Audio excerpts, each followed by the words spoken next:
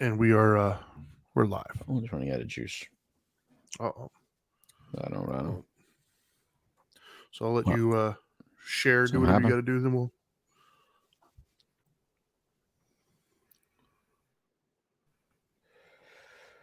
we'll have a done. I just shared as well, faster than you did. Of course you did. Oh God. I'm done. Let me. You're done. All right. Let's go Yeah. ahead and roll that footage and get it going. Not You quite ready? as fast, but still equally as accomplished. As long as it's Yeah. shared, that's all that matters. Ready? Let's do it. Shut up and sit down.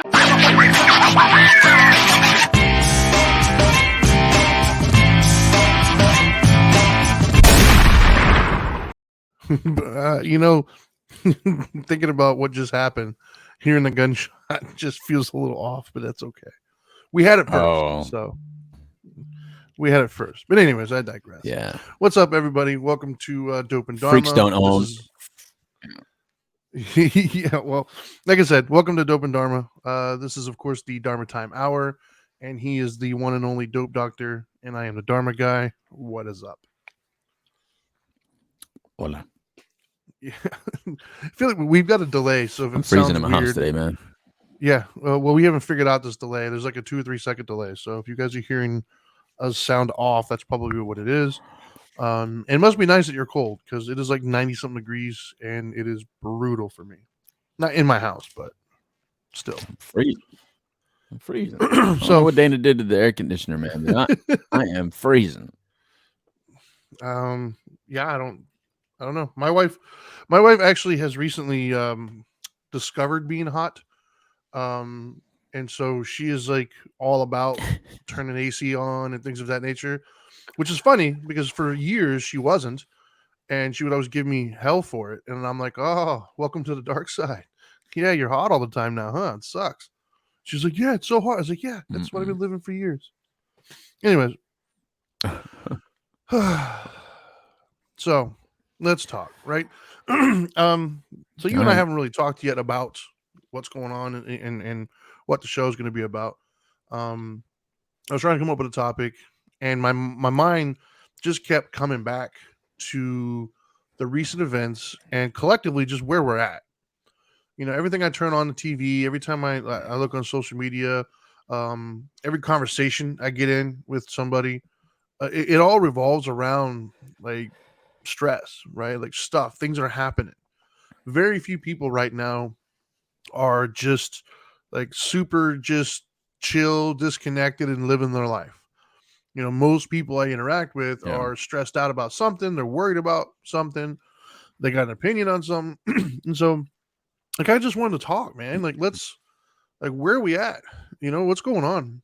Um, you know, for those of you who aren't aware, and for those of you who maybe live in another country listening to this or watching this, well, first off, let me do the the spiel here. You can watch us live on Facebook, YouTube, and Twitch. If you look up Dope and Dharma, you can listen to us on any of your podcasting platforms, whichever one you so choose.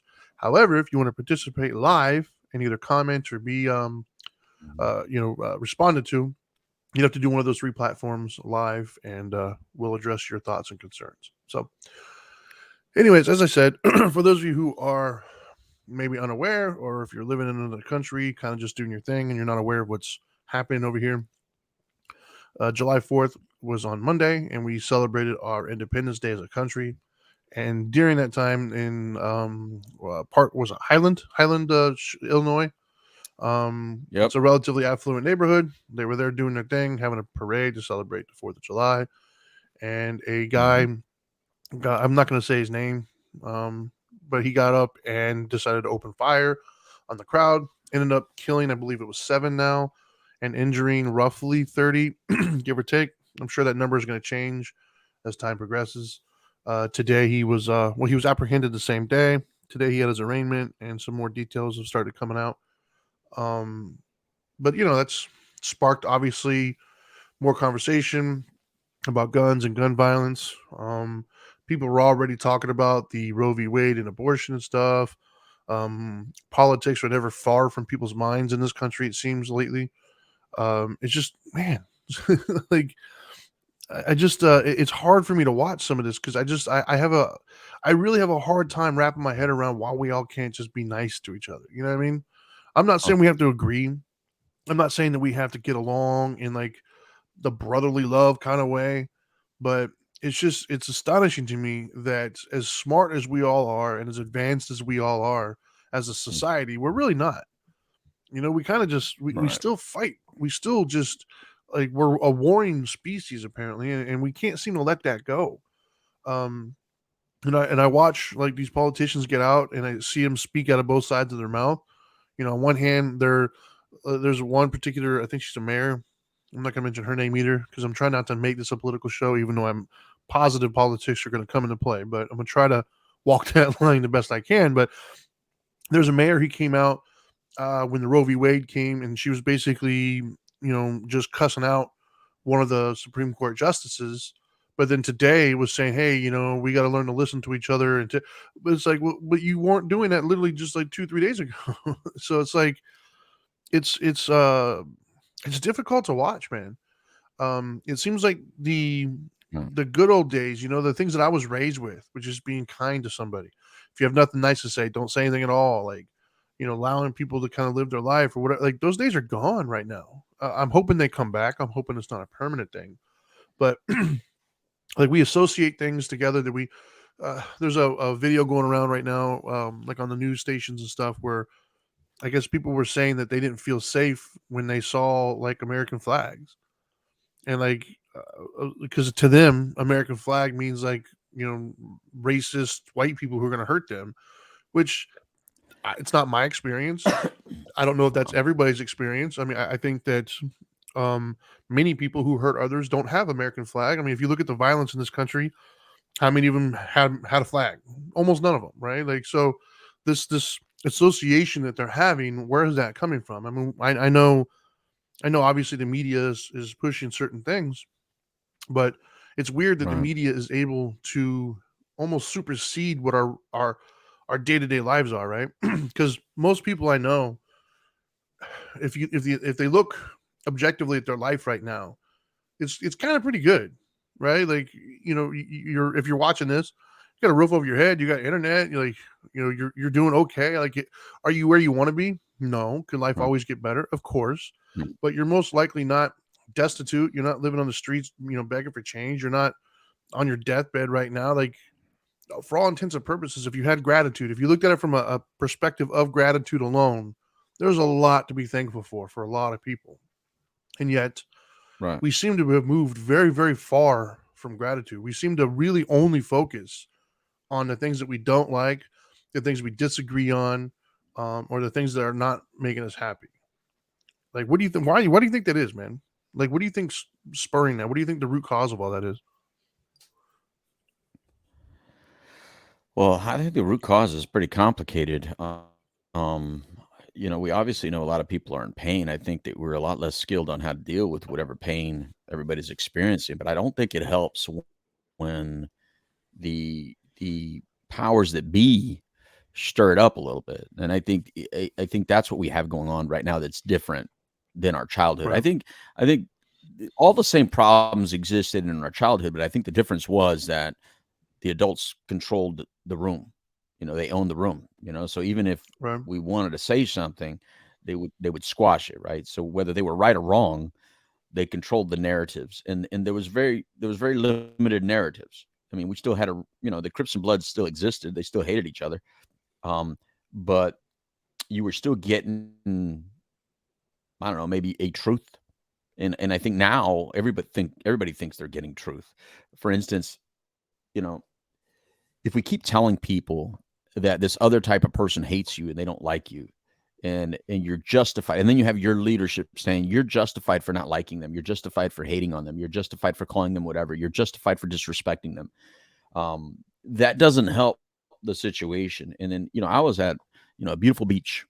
We had a great little time for 4th of July, but even in that little bit of time that we were there was a car that was passing by, and so here's one group in a car that had mixed people in there, some white, some black. Then there was a group of people standing outside of the car, in the large crowd that were mixed, some white, some black. And yet, when this car was going by, one of the white kids was calling his other friends, and we could clear him say, hey, Nico. What I mean? He's calling one of his friends. His friend is obviously named Nico or nicknamed Nico. The girl out of the car, though, had a fit, man. She basically, her head came out of the car. She accused him of saying the N-word, accused him of being a racist, just started berating, and nobody knew what was talked about. Everybody was like looking around like, who was it? Let's all condemn this person. Who was it? So everybody's looking for Right. like, how dare somebody do that to you? You know what I mean? Because even the guy that said it, I guess never even thought, wait, you're talking about what I said? You mean you think I said that? So finally, after she just kept going on, and the traffic's going slow enough that she's not moving very fast, and there's like hundreds of people listening, and everybody's looking around like, who must have done it? Finally, I guess it came into his head. He goes, "Oh wait, Nico. Oh." So then he started joking like, okay, bye, Nico, bye, Nico. You know what I mean? And then he's joking, even though he's in a mixed company. And so even the black guy that he's with is like, hey, you heard it all wrong. You just keep it moving. It didn't end. This person really thought that she was in a crowd of racists and she got called the N-word. And she believed it. I mean, there was no communicating with her the way she was yelling. And I feel for Right. her because I'm looking at her and I'm thinking, you are so on edge right now, and you think you're hated, and you think that all these people, because their white faces are mixed in, that even though they're with mixed people, even though some of us are Latinos, some of us are black, even though we're all here, you're focused on that you must be a victim in what just happened, and you didn't even for one time thought maybe you misunderstood and maybe you didn't hear it correctly. And I feel for that, man. And that's our fault as adults, because she's a young girl. That's our faults as adults, our faults as a community, that we have now put young people in a situation to believe that they're hated, to believe that they're not liked, to believe that there's more people than there are that think of them in that manner. Now, is that saying that there's not people that think things like that and say things like that? No, we know that there are, Of but course. it's not to the extent of the narratives that's being pushed. You know what I'm saying? And like what you said about the American flag, it's horrible to hear something like that. To hear that people don't even know the story of Independence Day. They don't even understand the abolitionist movement. They don't even know that whatever the forefathers did, it's what they wrote that was different than the way they lived. Even they had no template. Right. There was no template of what they did. You got to. It's easy to have all these thoughts and feelings based on you now have all of the story. Well, they didn't. They were actually leaving Yeah. persecution. They were leaving from governments that were like not allowing them to be who they were, that were not appreciating them, that not accepting them, not allowing them to praise who they wanted to praise, or to speak the way they want to speak, or be educated in the way that they wanted to be educated. I mean, they were just they felt like they were leaving an injustice and creating an opportunity for all types of people. Were they perfect? No, but what they wrote is what we celebrate. We celebrate the fact that they broke off from there. Now, are those people all of our what do you call it? Founding fathers? No, but they're the country's founding father. And we enjoy a lot of freedoms for being in this country, including the freedom to be so frustrated and angry about stuff like that, and yet go home Right. and feel relatively safe, and that there's not people out there, the government's coming to take over your property, take over your land, or shut you up. I mean, I think that's a pretty good little freedom that we don't think about, but again, uh, if you ask me what the root cause is, I know that was a long answer, but the root cause, I think, is the adults in the room are not being adults in the room. I think that we're being crappy adults. Yeah. Yeah. I mean, I of course agree with that. I mean, and I also agree that it's complicated. I think it's a multifaceted thing. Um, it's Oh, just really sad, man. Like, it does. It makes me really sad when I look around and I just see kind of where we're at, right? As a human, like, yeah, and not specifically only in this country, because I see other countries struggling with very similar things right now. I see a lot of like wars and right. protests and happening, all across. So it's not just a United States thing. Obviously, that's where I'm more well versed because I live here. But I don't know, man. I look around and I see on like even on social media, like people are just always looking for a fight. about stuff. Like, even if you're trying to compliment somebody, if you're trying to like be there for somebody, if they're in not the best state of mind, or if they already have a bias, they're gonna read what you wrote in a fighting manner, and you'll find yourself in a fight when you were literally just trying to be nice to somebody, like you were trying to give a compliment, or you were trying to give Right. sage advice, or whatever it might be. But because that person or another person reading it read it wrong, or had their own biases when they looked at it, they're gonna run with it. Next thing you know, you're in a fight with like six. Like it happened to me actually not too long ago. There was a I Mm. don't even remember it now. It was one of my friends I went to school with. He made a comment on one of his Facebook things, and I commented on him as somebody I'd known for over 20 years, and just made a comment. And then two of his friends chimed in and started fighting with me because they didn't realize the inside joke there, or they didn't see, they took it, ran Mm. with it in their own way. And if they and the weird part is, Yeah. I knew them too. Like, I went to school with them as well. Now, granted, I didn't know them as well, but there was no benefit of the doubt. There was no like, well, hey, they're obviously friends, so maybe I'm misreading that or whatever. Because why would he be friends with somebody like that? Like, there was no benefit of the doubt. It was just immediate judgment and immediate fight, immediate. I'm going to get at you, and it kind of makes me sad, and I think that the other thing that I pops in my head is what you always say, and I, I kind of felt that way when I was younger as well. That whole like, you got to give me respect to get it. Like, we are, man. We're in this weird kind of state right now where we don't feel like we want you to respect our rights. We want you to treat us with love and respect and dignity, but it's like we're waiting for you to do it first. Like, we're very reactionary, Right. right? Like, I watch it with my own kids.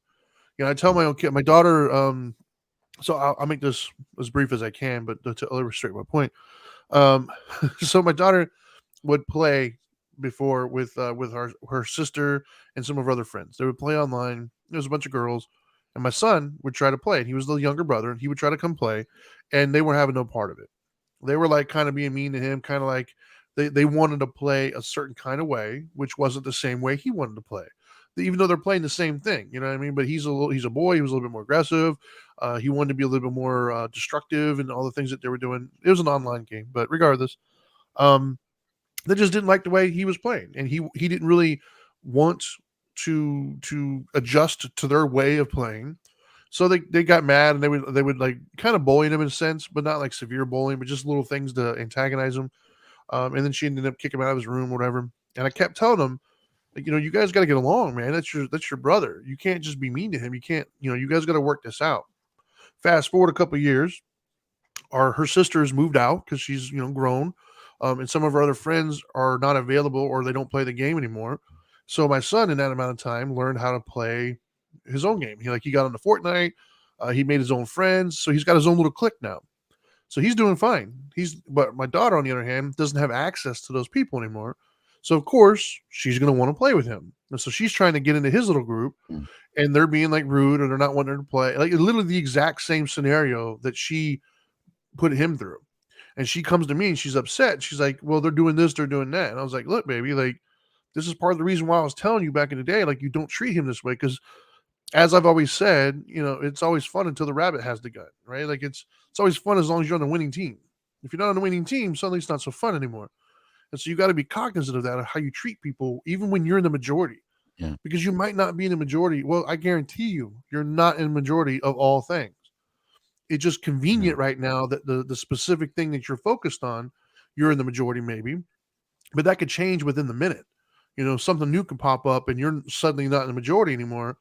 And if you've already established a precedence on how we're going to treat people who are in the minority, you might not be very happy with that. And Right. and so, like, I try to tell my son to do the right thing, as far as if his friends are being mean or whatever to his sister, that's still your sister. Like, you still, hey guys, like, cut it out. Now, I'm not going to Right. micromanage who they play with. I'm not going to make them play with her. If they don't want to play with her, then they don't have to. Like, I'm not going to force that. Right. But you are going to treat her well. Like, you're not going to bully her and be mean to her. But I try to tell my daughter, like, I can't make them play with you. Like, you guys got to work this out somehow. And one of the things I was trying to explain to him was, like, they have two completely different styles, and it never occurred to them to look at it that way. Like, my son is a boy, and he's very aggressive, and it's like a Fortnite thing. So you're playing against other players.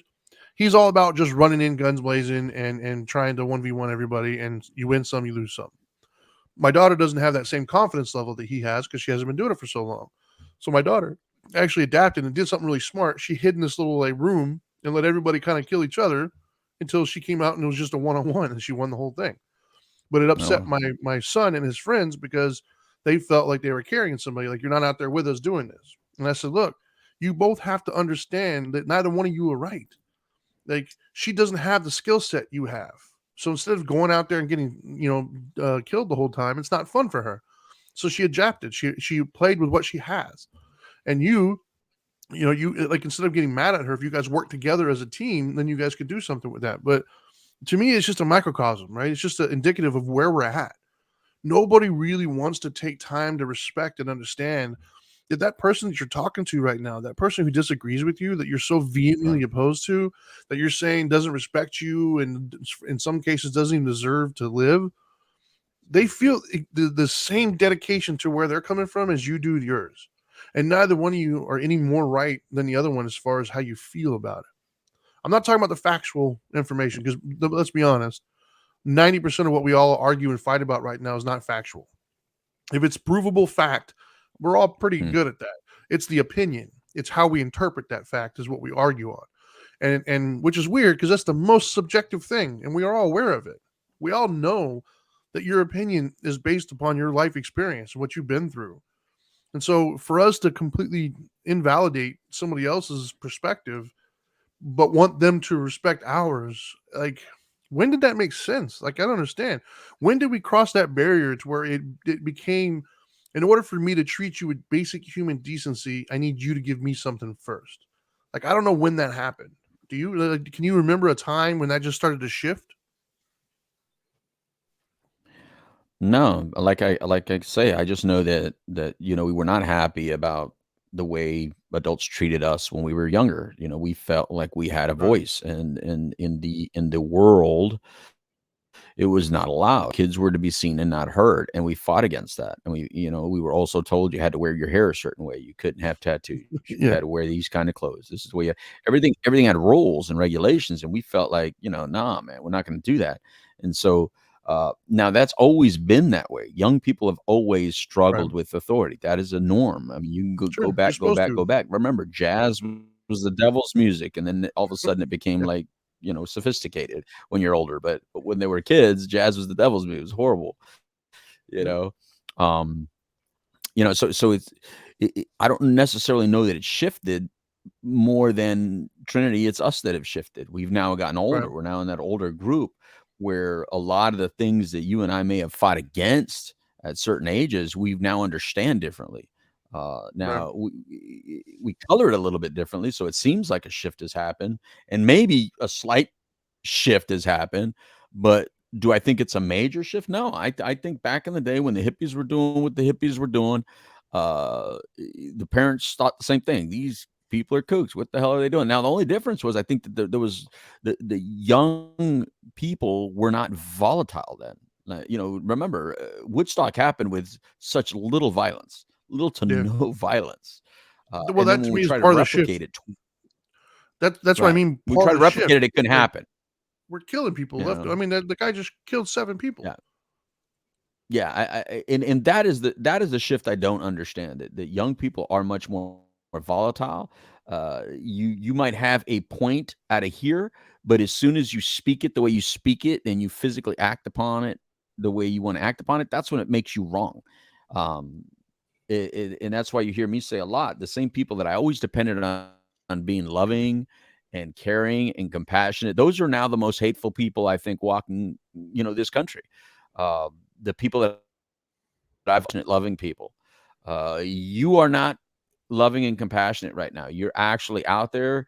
If you don't agree with somebody, you automatically, reach into your political bag and you throw names at them regarding who you think their government leader is that they're following or how they're acting upon that. But you're not being loving. There's nothing loving and kind about any group right now. At all, actually. I don't Yeah, think right now we have a compassionate group. I Whereas agree with that. before I would have thought, we did have the peace and love, give peace a chance. I mean, there was a defined, here's the people causing war and chaos, and these are the people saying we don't want to go to war and chaos. We don't want to go die in Vietnam. There was this big line. You know what I mean? But Yeah. now, the same people thinking they're like they'll say inclusion, but what they mean is accept me, but I don't need to accept you. When they Yeah. say, equality, what they mean is I want everything you have. And I think the way you got it was wrong. The way you got it was you stole it, or you were given it. You didn't earn jack. So I should get it. It's like a weird way that we're communicating, Yeah. So I don't think we know what we're fighting for, to be honest. Like, what are we really, really fighting for? Do y'all just need a hug? Because Well, it feels very lizard brain. that's what it seems like, right? It just doesn't. Yeah. There's no defined to get to. You know what I mean? It's like you're trying to fight for something that was already fought for. If you were to Yeah. listen to the real reason we have Independence Day, you would not be saying some of the ridiculous stuff you're saying about Independence Day. You just clearly don't Right. know what Independence Day is. You just don't. Yeah. And It it's just little it things feels like very that. I think we reactionary. don't know history. Like history's like nobody's believing history books anymore. Everything is like, oh no, man. That's a lie. That's his story. It's not a real story. Yeah. Like I said, it feels very reactionary. It feels very lizard brain, right? Like there was a thing that I Yeah. screenshotted this right before we went on. I don't know where Okay. this is going to lead. Once again, guys, for those of you listening live, we just wanted to talk about this today, so we didn't have anything like set. We felt the need to. There's a lot happening. We want to address it. So, prior to going on, I saw this post that somebody said that I'm going to teach these to my son. Right now, I'm just Okay. repeating what was said. One could argue that this should be taught to boys and girls, but the post itself was just saying, 'cause it Okay. was a woman who I think that she was in her own way. I think she was trying to help, but it's definitely coming off as in the judgment of what men are and things of that nature. But either way, I read it and Yeah. it was interesting, and I wanted to kind of bring it on here and see what we thought about it. So it was basically rules for that she's going to give her boy like razor with, right? And as I was reading it, I was thinking to myself like, yeah, like I agree with most of these, not all of them, but the weird part was number one, I found myself asking, do we still do this? Are these still values that we hold?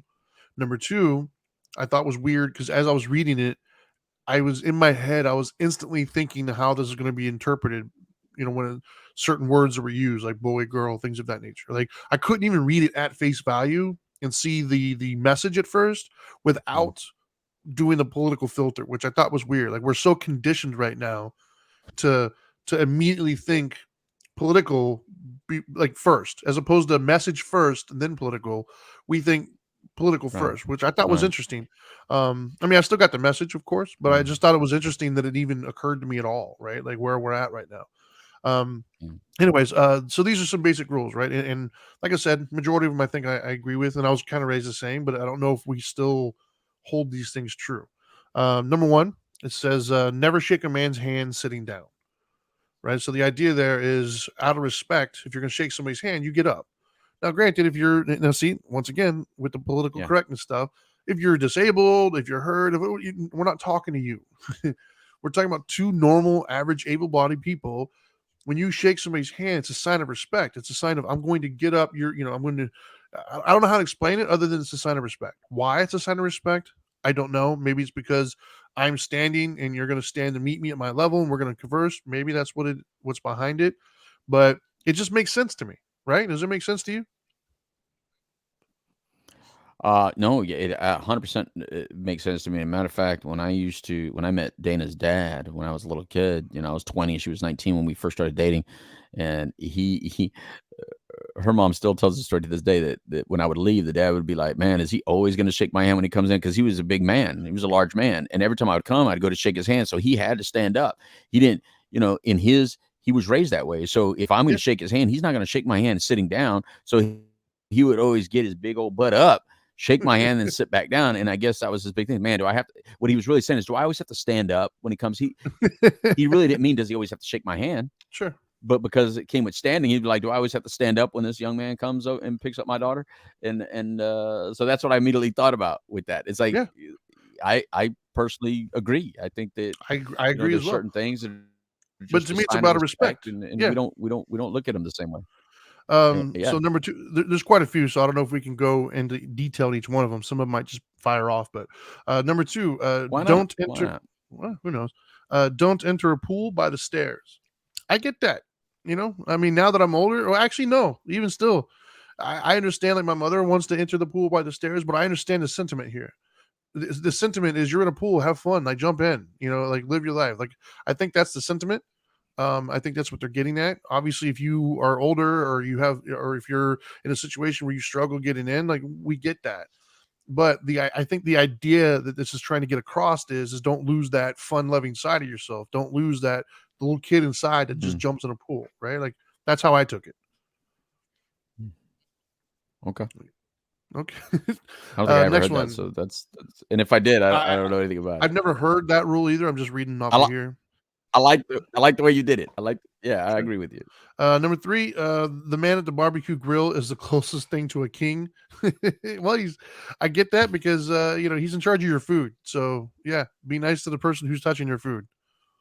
I think that's a pretty safe rule to Yeah, live by. What do you think?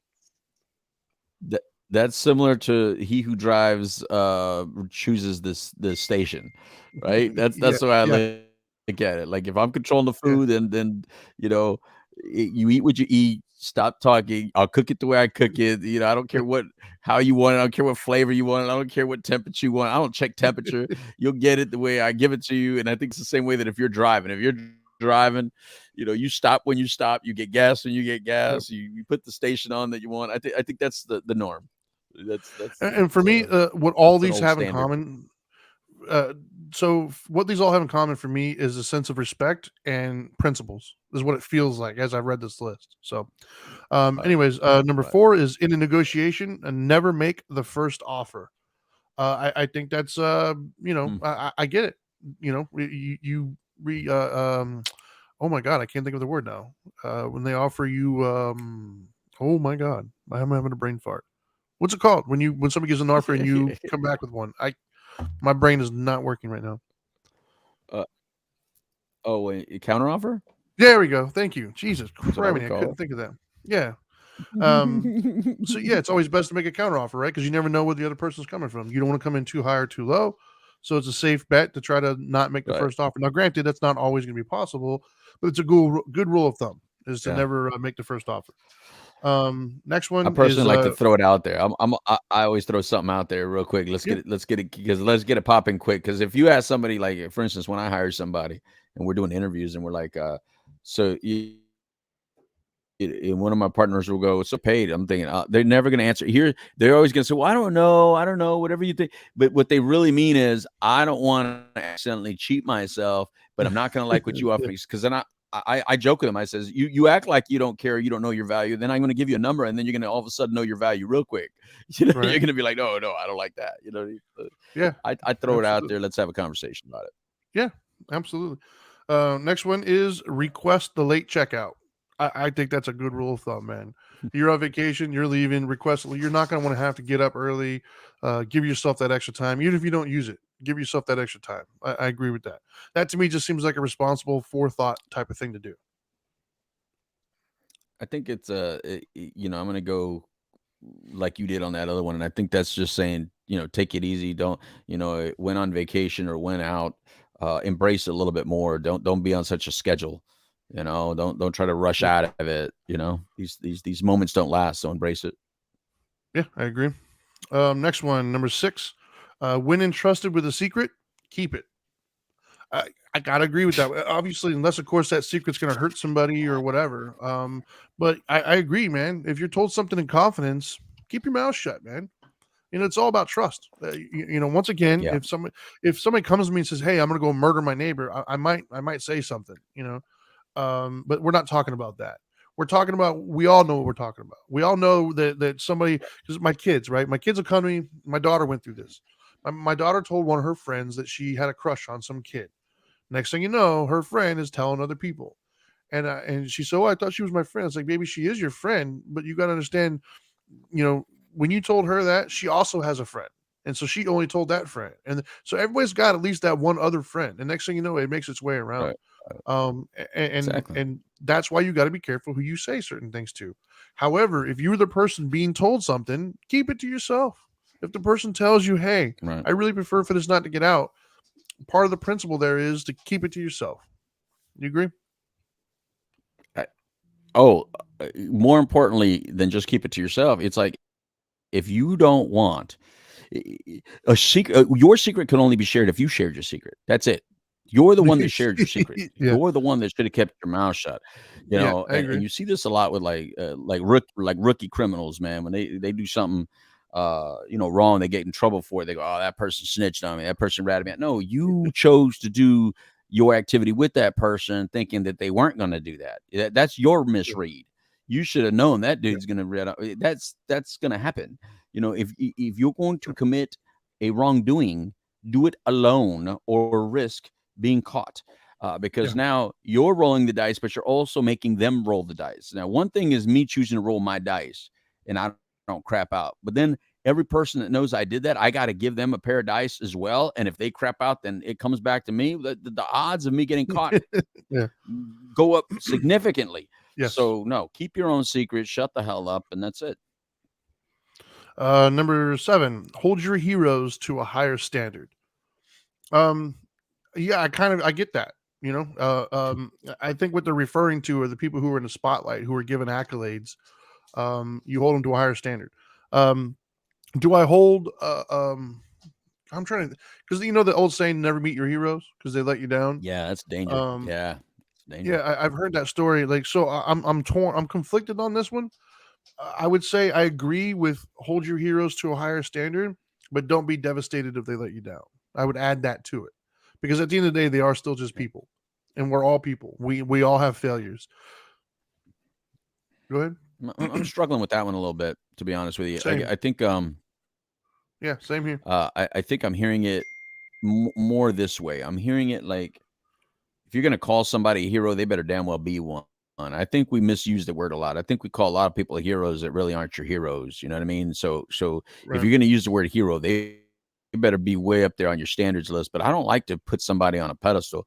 Um, I would Yeah, I almost agree. change it to let them be a hero for what they're a hero for, but don't expect them to be a hero for all things. In other words, someone can be your mentor in finances, but that doesn't mean they're your mentor in relationships. Somebody can be Yeah. your mentor in relationships, but that doesn't mean they're your financial advisor. You know what I mean? Let them be who they are for the Exactly. lane Yeah. that you chose them to be in. You know what I mean? Yeah. No, I'd agree with that. All right, I moved it to my computer so I can read it better. Next All right. one is well, first let me say that, like, as an example, right? Um, so the first thing that popped in my head, once again, we're just going to spitball it here. When I heard hold your heroes to a higher standard, I've always Uh-huh. said, like, for our police officers, I've had a problem with the way some of them handle de-escalation of situations, right? Not all of them, of Mm-hmm. course. I think the vast majority of cops are great, but when I have had a comment on them, I've got law enforcement friends who would immediately justify their behavior by saying, "Hey, it's a tough job. It's this, it's this, it's this." And I say, I agree with Mm-hmm. you, but that's why you're a cop. Like, that's part of what comes with the job, is you got to be held to a higher standard. I think if Right. you are a police Right. officer and you're going around trying to arrest other people and Right. hold other people accountable, you need to be above reproach. The best, Good point. do I think you need to be perfect? No, but you have gone to you have volunteered for a position that is walking around holding other people accountable. So you need to make sure your house Yeah. is as clean as you can make it if you're going to go around holding other people accountable. I also think that we should treat Very them good point. better as You well, know, but I do think that those standards are high for a reason, and they should be high. Mhm.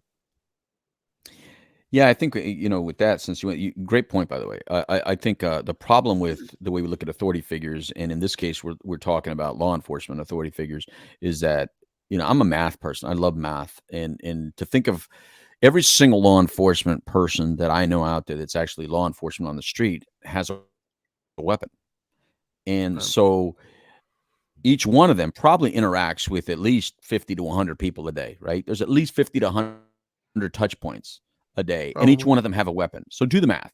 how many shootings are there then? Or how many times are they actually pulling out that weapon and hurting somebody with it? Yeah, Because if you think about how many potential, I mean, that's got to be in the millions daily, yeah, right?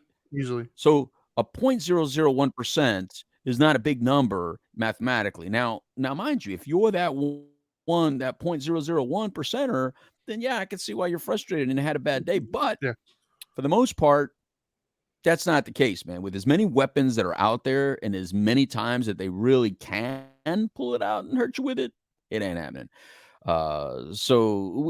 This is one of those things that we only focus on how they treat us or yeah, align ourselves with.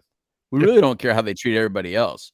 We only care about how they treat us or or who we choose to align ourselves for whatever reason. Right. Yeah, I'd agree. All right. So next one is, and I love this one, man. Like I'm telling you, when I heard these, I immediately like I loved a lot of them. Number 8, return a borrowed car with a full tank of gas. Once again, to me, that's a Amen. respect issue. You borrowed somebody's vehicle. Um, Amen. they pay for the vehicle. They pay for the maintenance, for the upkeep. They were kind enough and generous enough to let you utilize their vehicle. You don't have to return it with a full tank of gas, but you should.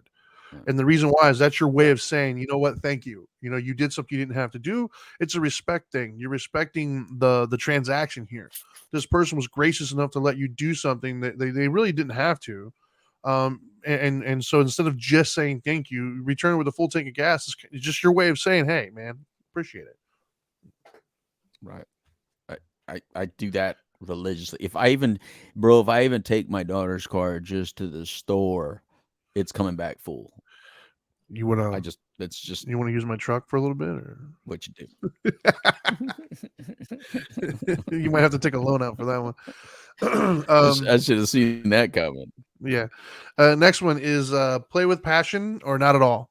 Yeah, I'd agree with that. And the way I read that is don't half-ass anything. You know, if you're gonna do it, do it. I mean, if it's worth Amen. doing, do it right. Like, I remember when I was a little kid, my mom used to teach me. I remember actually, I can think of a very specific instance where I still remember it to this day. We had a back patio when I was a kid. So we lived right there at Research Park, right there behind UCF, back when it was all woods. My backyard was basically this massive wooded area, and we had a back porch that was constantly getting Mhm. dirty and stuff from storms or whatever. And my mother would make me go out there and sweep it off. And I didn't I didn't want to do it. Like I hated that stupid thing.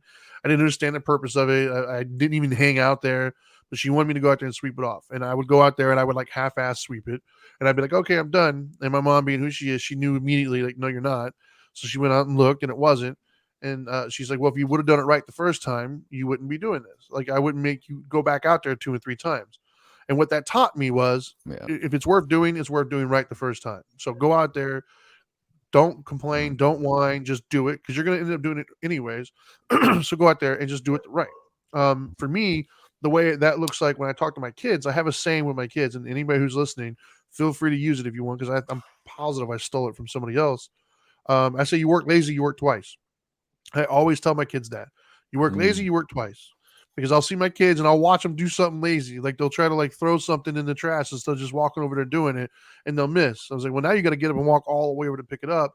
You work lazy, you work twice. And that's where I got that from. Was my mom making me go out there and sweep that stupid ass porch until it was clean. And what I learned is now when she tells me to go out there and sweep the porch, you better believe my ass went out there and make sure I did it right the first time. And so that's for me, play Right. with passion or not at all.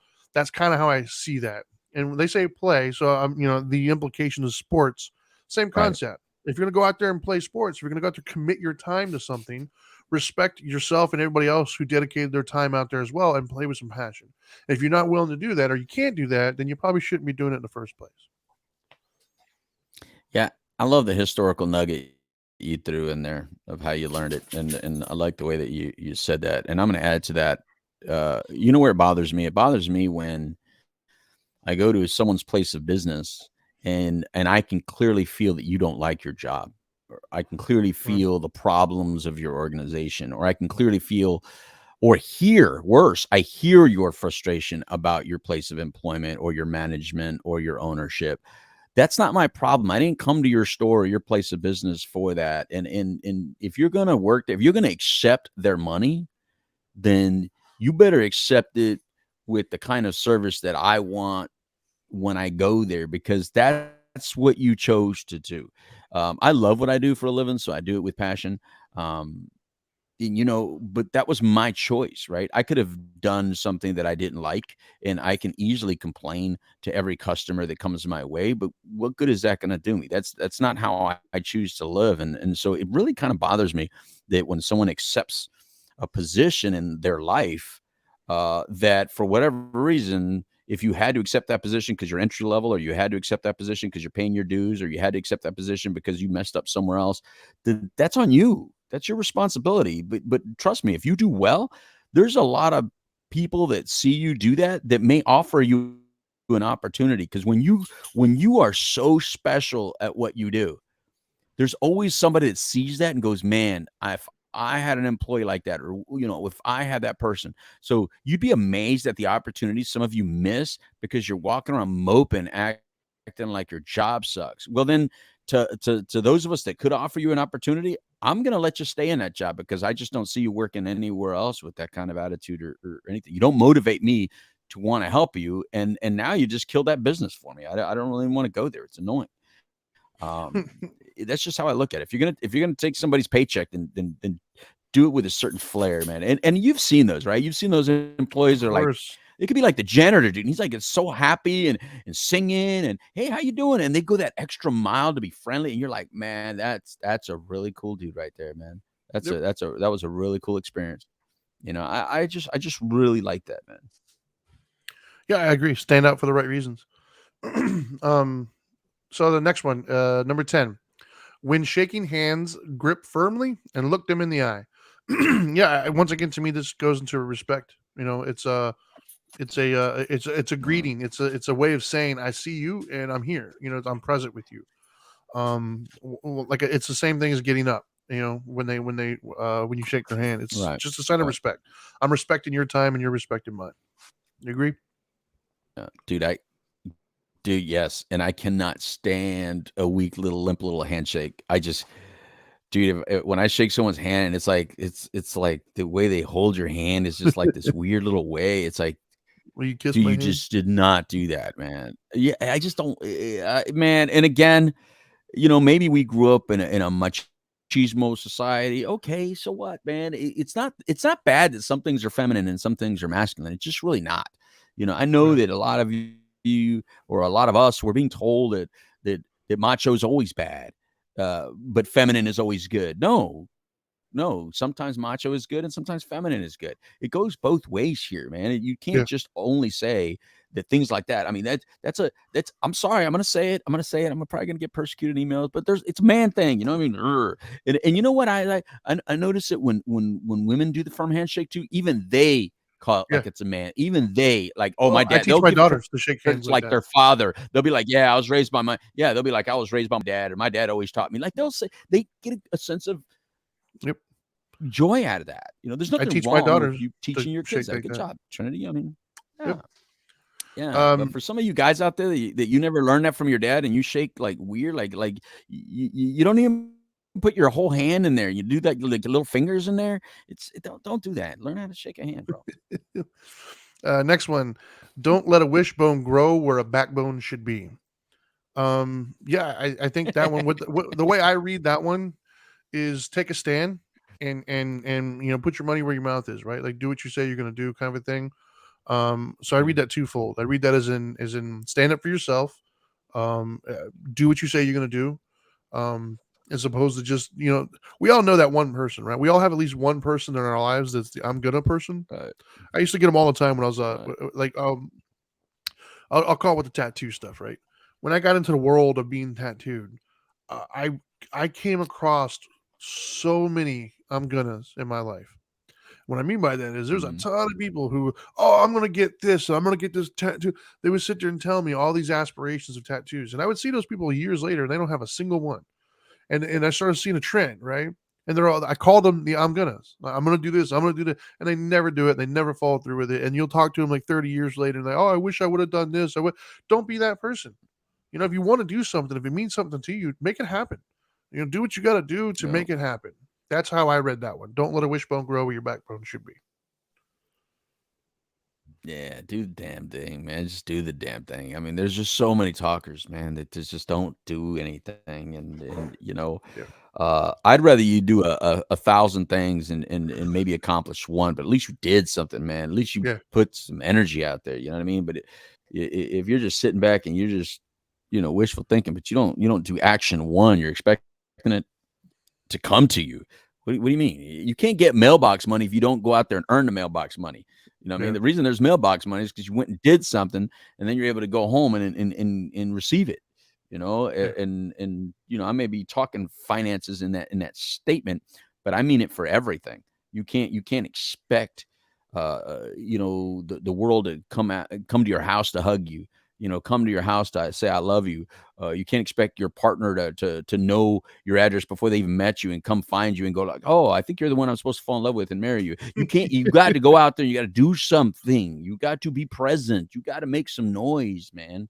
Um, Yeah. you got to live this life, man. You got to live this life. I agree. Next one. If you need music on the beach, you're missing the point. I understand where they're coming from. Like, I get the sentiment here. I know that there's a million people who heard that who are like, "Well, I need to have my music." The point they're trying to make is nature's beautiful, man. Like, nature is its own music. I don't really feel this personally when I'm at the beach. I'm not a big beach guy. I do feel small when I'm at the beach. I do realize the magnitude of it and the majestic nature of the beach. It's not lost on me. I'm just not as it's just not my element. I feel that way when I'm in the mountains. Like every October when we take our mountain trip, when my wife and I were in Jackson Hole, like when I'm around the mountains, that's how I feel. Like I don't want music. Like I'll do things that I'll never do here. Like I'll just go sit on the porch. Like I don't do that here. It's like 90 degrees, man. But when I'm in the mountains, there's Right. many a times if they can't find me, they all know where I'm at. I'm sitting somewhere outside just Right. staring off at like the river or whatever. Like so I get that sentiment, and that is, nature is its own kind of music, man. Be in the present, be in the now. Like, don't be distracted because music is great, but really, what music oftentimes Yeah. does is distracts you from what's in front of you. And sometimes you need that. I get it, but there are other times where you got to be present in the moment and look at what's in front of you. And I think that that's kind of what that rule is trying to say. Yeah. You know what? I can go either way on this. Because I don't have to have music at the beach, and I'm Latino, man, and I don't have to have it. And I say that because, man, That's saying a lot. it's hard. It's hard to pass a Latino group that's not playing music at the beach, brother. It's hard. Yeah, But I don't need it. I like it, but I don't need it. yeah, I like the sights and sounds of where I'm at, wherever I'm at. I like the sights and sounds of it, and I agree with you. I think that when you like let's say I'm just gonna take like a Led Zeppelin song, right? I could take that same Led Zeppelin song, and if I put it at every place that I've ever been, well, then it changes the place. You know what I mean? Because now I'm in the song, right? Whereas, right. some places have a soundtrack, and some places could use a soundtrack. So I Yeah, do get that when you go to the beach and you hear people playing like the Jimmy Buffett kind of stuff, you know what I mean? Like the beach right, stuff. I get that because that kind of makes sense, right? It's like you added a soundtrack to the thing. I think I can go with that a lot more than if you take the same song you listen to in your house and you listen to while you wash your car, you listen to it while you're at the club, and you listen to it at the beach. Then to me, I don't get that one as much. But I do right. get at putting a soundtrack. And I'm giving to give you an example. You know what I really like doing? When I'm driving through like those southern states, like especially like Kentucky, I don't think I can drive through Kentucky without putting Kentucky bluegrass on. It's just a thing, dude. It's just a thing, And if I Yeah, drive through the country, I like listening. And I'm not a country. I only like old style country, like Willie Nelson and Waylon Jennings and Johnny Cash kind of country. Yet when I'm in the country, I like trying to find that old station that'll play that kind of stuff. it's Um, immersion. yeah, I soundtrack to where I'm at, but it has to match the place that I'm at, if that makes sense to Yeah, you. absolutely.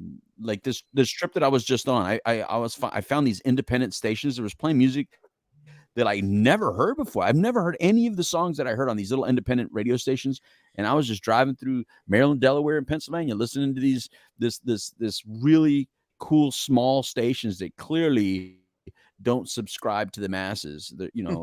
I just thought that's really cool because it's a soundtrack to Yeah, where you're at. You know what I mean? right on. All right, the next one, number 13. Carry two handkerchiefs. The one in your back pocket is for you. The one in your breast pocket is for her. That feels dated to me, but I get the premise there. It feels dated in the sense of I don't think we're walking around with handkerchiefs anymore. And if I'm honest, if I give a woman a handkerchief and she No. uses it, I don't want it back. You can keep it or you can toss it. But I get the sentiment. So there's something that my wife is gonna kill me for this one. Well, she never watches this stuff. So there's a Oh thing out boy. there, and Oh only boy. old school people will get this. Newer school people, it goes right over their head. Old school people will know exactly what I'm talking about. But my wife, on the other hand, is like, it's frustrating as hell. So if we're in a parking lot and we're walking to or from the store, or if we're on a Okay. sidewalk, I will always make an effort to make her walk on the inside. Yeah, me Meaning, too. if the cars are over here on the right, I'm walking on the right. I'm gonna let her be on the left. If we're on a sidewalk and the street is on the right, I'm on the right. I don't know why. That's just something I've 100%. always done. Like it's just what you do. Uh, my Yep. freaking wife, my wife will be on the right, and I'll start to go to the right, and she'll walk right with. Like, no, what are you doing, woman? Like, get your butt over there. Yeah. It means nothing to her at all. She just like, I don't care. I was like, but I do. Like, it's a Yeah. principle. But I don't see a lot of people doing that these days. I don't even know if it's still talked about or not. But I believe in it. Like I just that's what I do. Like I might Dude, not pull my wife's that's so chair out all the funny. time. I might not go all the way around and open the door for her all the time. Like, if it's convenient, I will, or if it's, but I will always try to make sure I walk on a certain side. There's another thing that my wife, a couple of things will happen. Like, uh, something will happen. I don't, there's a couple instances that have taken place since I've known her where like a friend or a family member has been in a time of need for something, and it's like 10 o'clock at night, and she's like getting her keys. I'm like, what are you doing? She's like, well, I'm gonna go. I was like, no, you're not. Like, I'll go. Yeah. She's like, and her We're answer is going. always, yeah, her answer is always, well, I'm capable. I was like, I'm not saying you're not capable, but there's no way in hell I'm gonna let my wife go out there by herself at 10 o'clock at night to help a friend on the side of the road. It's Mhm. just not gonna happen. Mhm. Like, you can argue Right. all you want, but at the end of the day, Yeah. I'm going. Like, there is no, and it. I think she loves it deep down, but she acts like she gets frustrated. But I think she loves that. To me, that's another example of what 100%. this means. And I'm speaking to the men right here. Like, for men, if you have a wife or a woman in your life, man, like, treat her like she's important, dude. Like, put her up on a Mhm. pedestal a little bit. Like, I'm not saying you got to act like she's infallible. No, but take care of her. Like, that is your wife. That is your woman. Yeah. If you have two handkerchiefs, one in your back pocket, one for her, like, be there for her. That's all that really means to me, is be there for her. Treat her like she's important in your life. Treat her like it matters if she's there. Is that what you read from that as well? Yeah, I think it's really funny because, we've never really I don't think we've ever talked about this, and I've had that same conversation with Dana, and sometimes, like, if she's in a conversation, like, if we're busy talking and I do it, and, like, I'm like, "Hey, get over here," or however I say it, she's like, "Oh." Yeah, my wife hates that. Always, it's like I'm bothering her to put her on the correct side, and I'm like, it's just my pet peeve, man. It's just I gotta do it. I gotta That's be near funny. the street, you gotta be protected. I do it with my kids as well. Yeah, same here. They never give me grief about it, but Dana sure has given me grief about it. Yes. I guess, the other thing is, by the way, the only thing I let Dana do at nighttime without me doing it with her is take the dog out.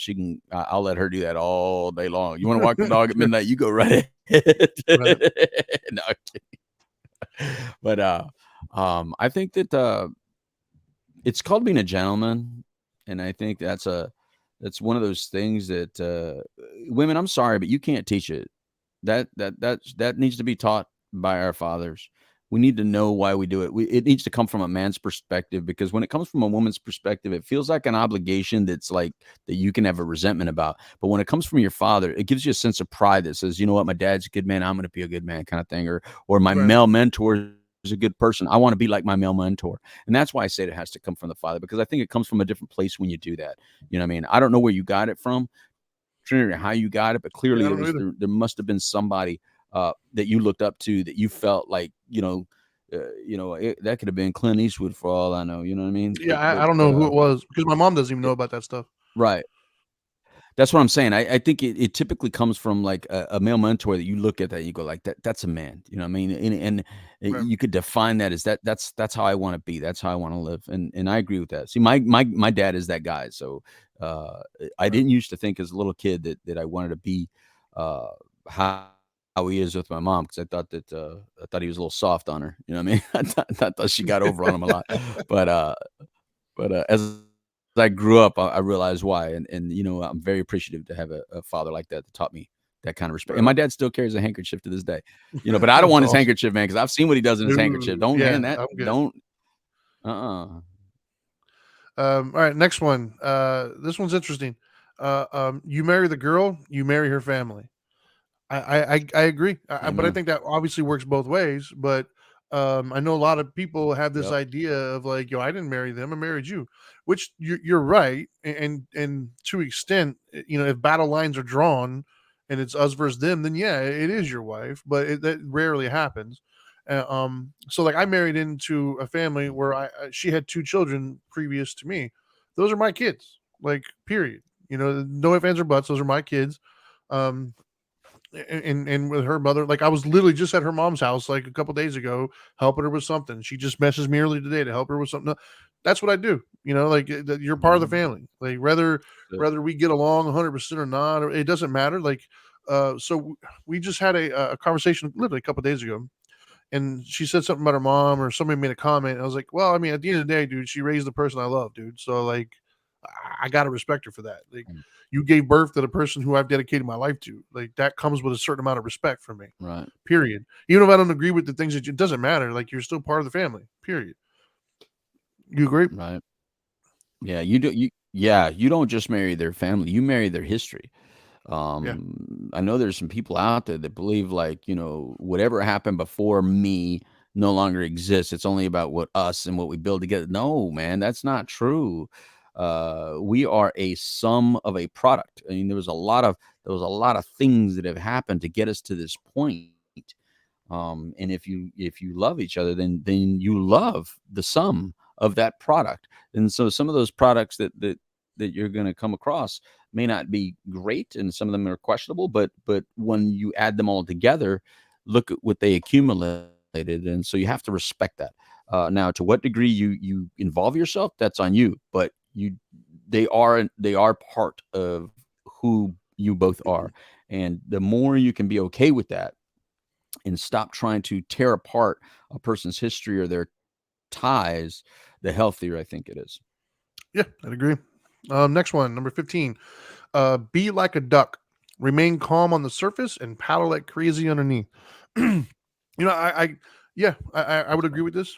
And what I mean by that, the way I interpret this, is even myself. There's many people who would say, "Oh man, you got it all together. Or, you're doing this, you're doing that." Like, okay, but in my head though, I'm thinking about every single scenario and how it could go right, how it could go wrong.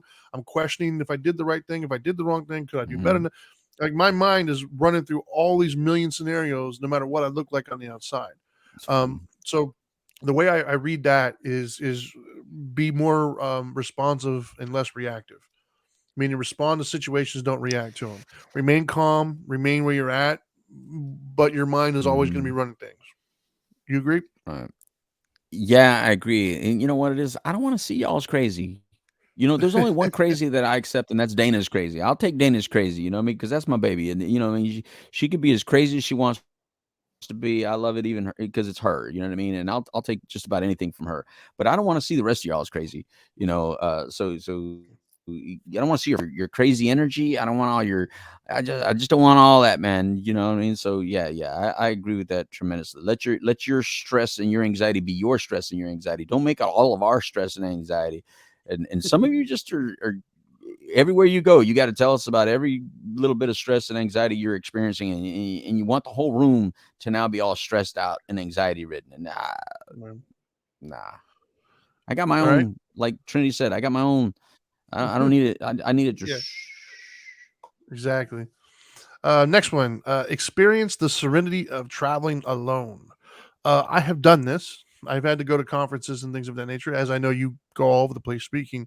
And I think Yeah. what it's trying to imply here and I'll tell you what I've gotten from it is being comfortable being by Okay. yourself, right? Yeah. You gotta learn to be alone. If you're constantly needing other people around you in order to appreciate the situation, to have a good time, to feel complete, that's Right. a sign of, like, not to put a clinical word, but it's like codependence, man. Like, you don't need to have that. Like, learn how to stand up on your own 2 feet. Learn how to be comfortable being alone. Learn how to be comfortable with Mm. yourself, right? There's a lot of people who need others around them constantly to drown out that inner dialogue because you're not comfortable with yourself. So learn to love yourself, learn Mhm. to be on your own. That to me is how I read that, and the reason why I read it that way is because I have taken trips on my own, and it does give you a lot of time for introspective thought. It gives you a lot of time to think, and there's nobody there to distract you, and so you got to learn how to appreciate what's in front of you internally, as opposed to looking like when I go to the mountains, I can look over to my wife and be like, man, look how beautiful that looks, and she's like, yeah, whatever. You don't have that person with you when you're on your own, so you got to be able to just look at it and be able to appreciate it and have that conversation with yourself. And I think that there is something that comes from all the introspective thought. I do, and so I think to me that's what they're trying to say with this one. Yeah, I really like that one. I truly enjoy my alone time. I feel like I'm very present for not only my family but for those that need me out there. So my alone time is my alone time, and I'm comfortable with it. And you know what I really like about it? You make a lot of better decisions when you're comfortable being alone. At least I feel Yeah, like I do. I feel like I'm not making decisions based on loneliness. I'm never lonely. I can't even think of a time of being lonely other than when I was a young kid, and I was lonely in crowds. I was lonely like even with people. So right. uh I haven't felt that since I was a little kid, to be honest with you. I don't ever need companionship. I don't ever need someone to have to be there with me. I'm not that person that needs to, hey, can you go with me? You have to, like can't go to the store unless someone goes with me, or I can't go to the bathroom unless somebody walks there with me. No, I'm good. I'll see you in a Sure, bit, you know. I never, I don't know. I kind of like it. right on. Next one, number 17. Never be afraid to ask out the best looking girl in the room. Shoot your shot, man. But see, that's this. If I'm honest, this is where I struggle with uh, where we're at right now in society. Right, is because I'm going to try to tread carefully here, make sure I don't Oh get my boy, words here we go. misinterpreted. I don't want anybody to misinterpret where I'm coming from. So, from a principle perspective, I think that there's nothing wrong with shooting your shot. There's nothing wrong with saying to somebody, "Hey, like I'm attracted to you, or whatever." In a respectful manner. I'm not trying to. You shouldn't go up to a girl and be like, "Hey, girl, let me hit that." No, I mean that's just disrespectful and rude. But there's nothing wrong with trying to talk to somebody and let them know your interest, right? And the problem with that, though, I think, is where we're at right now, and I've experienced this firsthand. Um, what is often considered harassment is really just the wrong guy saying the wrong thing. And what I mean by that is I've known many a women who three different dudes could all come up and say the exact same thing to her, but if only one of them she was interested in, and that's the only person she wanted the attention from, the other two guys are creeps. The third guy is so sweet. And they literally said the exact same thing. The only thing that separates them from being a creep from being, whatever, is she was attracted to him, right? And so I think that there's some give and take there, right? Because I think women want that man to go up and ask them out or whatever, but they don't realize that when you set that scenario up, then everybody who wants to is going to take their shot. Like, and you got to understand and appreciate that instead of looking at it as a negative thing. Because I saw somebody post yesterday. She posted that she can't. She'll wait in her car at the gas station until everybody leaves before she'll go inside because she doesn't want to get hit on. And it's like I'm not going to try to say that I understand what it's like to walk out the door constantly and be hit on the way that women are, but I've been, in my younger days when I was in much better shape doing my thing, I had plenty of attention, and I never once was like, oh my gosh. No, it made me feel good, like, wow, I'm doing something right. People are thinking I'm attractive, like, once again, I'm not talking about the people who are rude and disrespectful like that. That's just, those are outliers, man. Like that, we all agree that those people are idiots. But we're not talking about that. We're Right. just talking about attention, right? So this thing here says never be afraid Right. to ask out the best looking girl in the room. I agree 100%, man. Shoot your shot. You never know, man. Like, shoot your shot, bro. But at the same token, if it gets rejected, it gets rejected. Move on with your day. Don't call her names. Don't get mad at her. Like, she doesn't have to be receptive to your shot, bro. Like, just you shot your shot. It didn't go. Move on, man. But don't be afraid to take that shot. I agree. Well, I'm so glad I took my shot. So Okay. I just, man, if I would have never took my shot, I would not have ever have thought Dana would be into me. So I'm glad I took that shot. I'm glad I was not that kind of shy. And I'm glad she took the shot, as well, so I was able to be the hoop. But yeah, I agree, man. Sometimes you just got to take a chance, man. That wish that I don't like I shoulda, coulda, wouldas, man. I'm just not a Yep. shoulda, coulda, woulda kind of 100%. person, So I'm not into that. So if you saw if you're in that scenario and you see somebody that you're attracted to, you think is a good fit for you, then you got to go for it, man. There's no reason not to. You know what I mean? That could be the best person that you've ever met in your life, and then look, then you can have our situation. You know what I mean? Look, Yep. I'm married 29 years. You're married now how long? Going on 8, I think. Eight years. I mean, that's pretty dang awesome, man. And you would have never known if somehow you wouldn't have opened your mouth or she wouldn't have opened her mouth, Yeah. you would never have been in that situation. And can Yep. you imagine? That's happened to people. That happens probably on the regular to some people. They just never allow themselves to open up, and they get passed by good people all day, and they're Yep. never gonna know it. They would have never known it. So nah, man, go for it. Next one, number 18. This one's kind of a funny one, but I get the point. Never turn down a breath mint. I get it. It's a safe bet, man. If somebody's offering you a breath mint, they potentially could be trying to tell you something, or maybe you're unaware, or they could just be nice and just offering whatever. But I get the sentiment. Never turn down a breath mint, and that's just common sense, I would say. But what do you like? I've turned them down before, just because I don't really prefer breath mints, but I do my best to make sure I have good hygiene whenever I leave. Yeah, yeah. Next Or one. if you're eating or drinking something that is not going to go good with spearmint Yeah, or peppermint, yeah, that's the only time. But other than that, always, man. yeah, First of all, I think more of you should offer. I think more of you should buy gum and buy breath mints and hand them out because I think it's awesome. yeah, I always look for that. If that's in my vicinity, I always ask for it. That's yeah. the one thing I ask for. I mean, you might have French fries, and I'm not going to ask for your French fries. But if you have a breath mint or a piece of gum, I may ask you, can I have one? Sure, it's just a safe bet, man. Next one. Yeah. So this one I know you're gonna love. I don't really agree with this one personally, but I get the sentiment and I agree with what they're Mhm. trying to say. But you and I are gonna instantly have a divide on this one. But not like don't get excited, Uh-oh. everybody who's listening. Everybody's listening. Don't get excited. It's gonna be our kind of a disagreement, not an actual disagreement. A sport coat is worth 1,000 words. So basically, they're trying to say is get dressed up for the occasion. Like I get it. Like I'm not gonna go to like somebody's funeral in like a tank top and shorts. It's not gonna happen. I will get dressed up when I need to, but for those of you who've been paying attention to any of our shows, I went ahead and decided to have AFib and go to the hospital rather than wear a suit that day for the wedding. So That's right. That's right. He did it on purpose. He that's right, chose to man. ride an ambulance instead of coming to my daughter's wedding. In a suit. That's who Trinity is. Yep. But I Listen, get the yeah, sentiment I though. think it goes back to the respecting it. Yeah, You dress for the occasion, man. You look. Sometimes you're gonna have to dress for an occasion that that you don't want. Some of you go to work and you want to make your work outfit more you, and I get that. But sometimes by doing that, you're taking away from what you're being paid to do. And at that moment, I'm not saying you're no longer you, but you're not being paid to just be you. You're paid to be you plus. And that plus means, hey, if there's a uniform, you're paid to wear that uniform the way it's intended to be worn.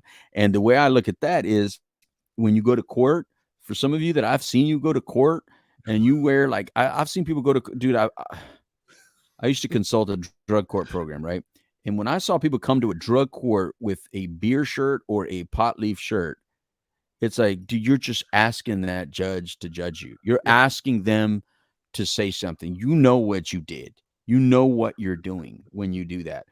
Um, oh Whereas god, also as a drug and alcohol counselor for so many years, I love when a young person, when they would come in with a beer shirt or something or a pot shirt, it's like, and they and I would just like kind of smile, and go, really, and they knew, and they go, you know what, I was going to turn it inside out for you, because I knew that it was the wrong thing. And when they would verbalize how they felt like it was a sign of disrespect, and if I want, they would turn. I thought that was really cool. I said, no, it doesn't bother me. I said, just so you know, as long as you know that you gotta monitor your situation a little bit better, man. I mean, like you go to school, you behave, you speak a certain way, you dress a certain way. You go to work, you speak a certain way, you behave, you do dress a certain way. You're at home, you speak a certain way, you dress. I think you have to be mindful of where you're at.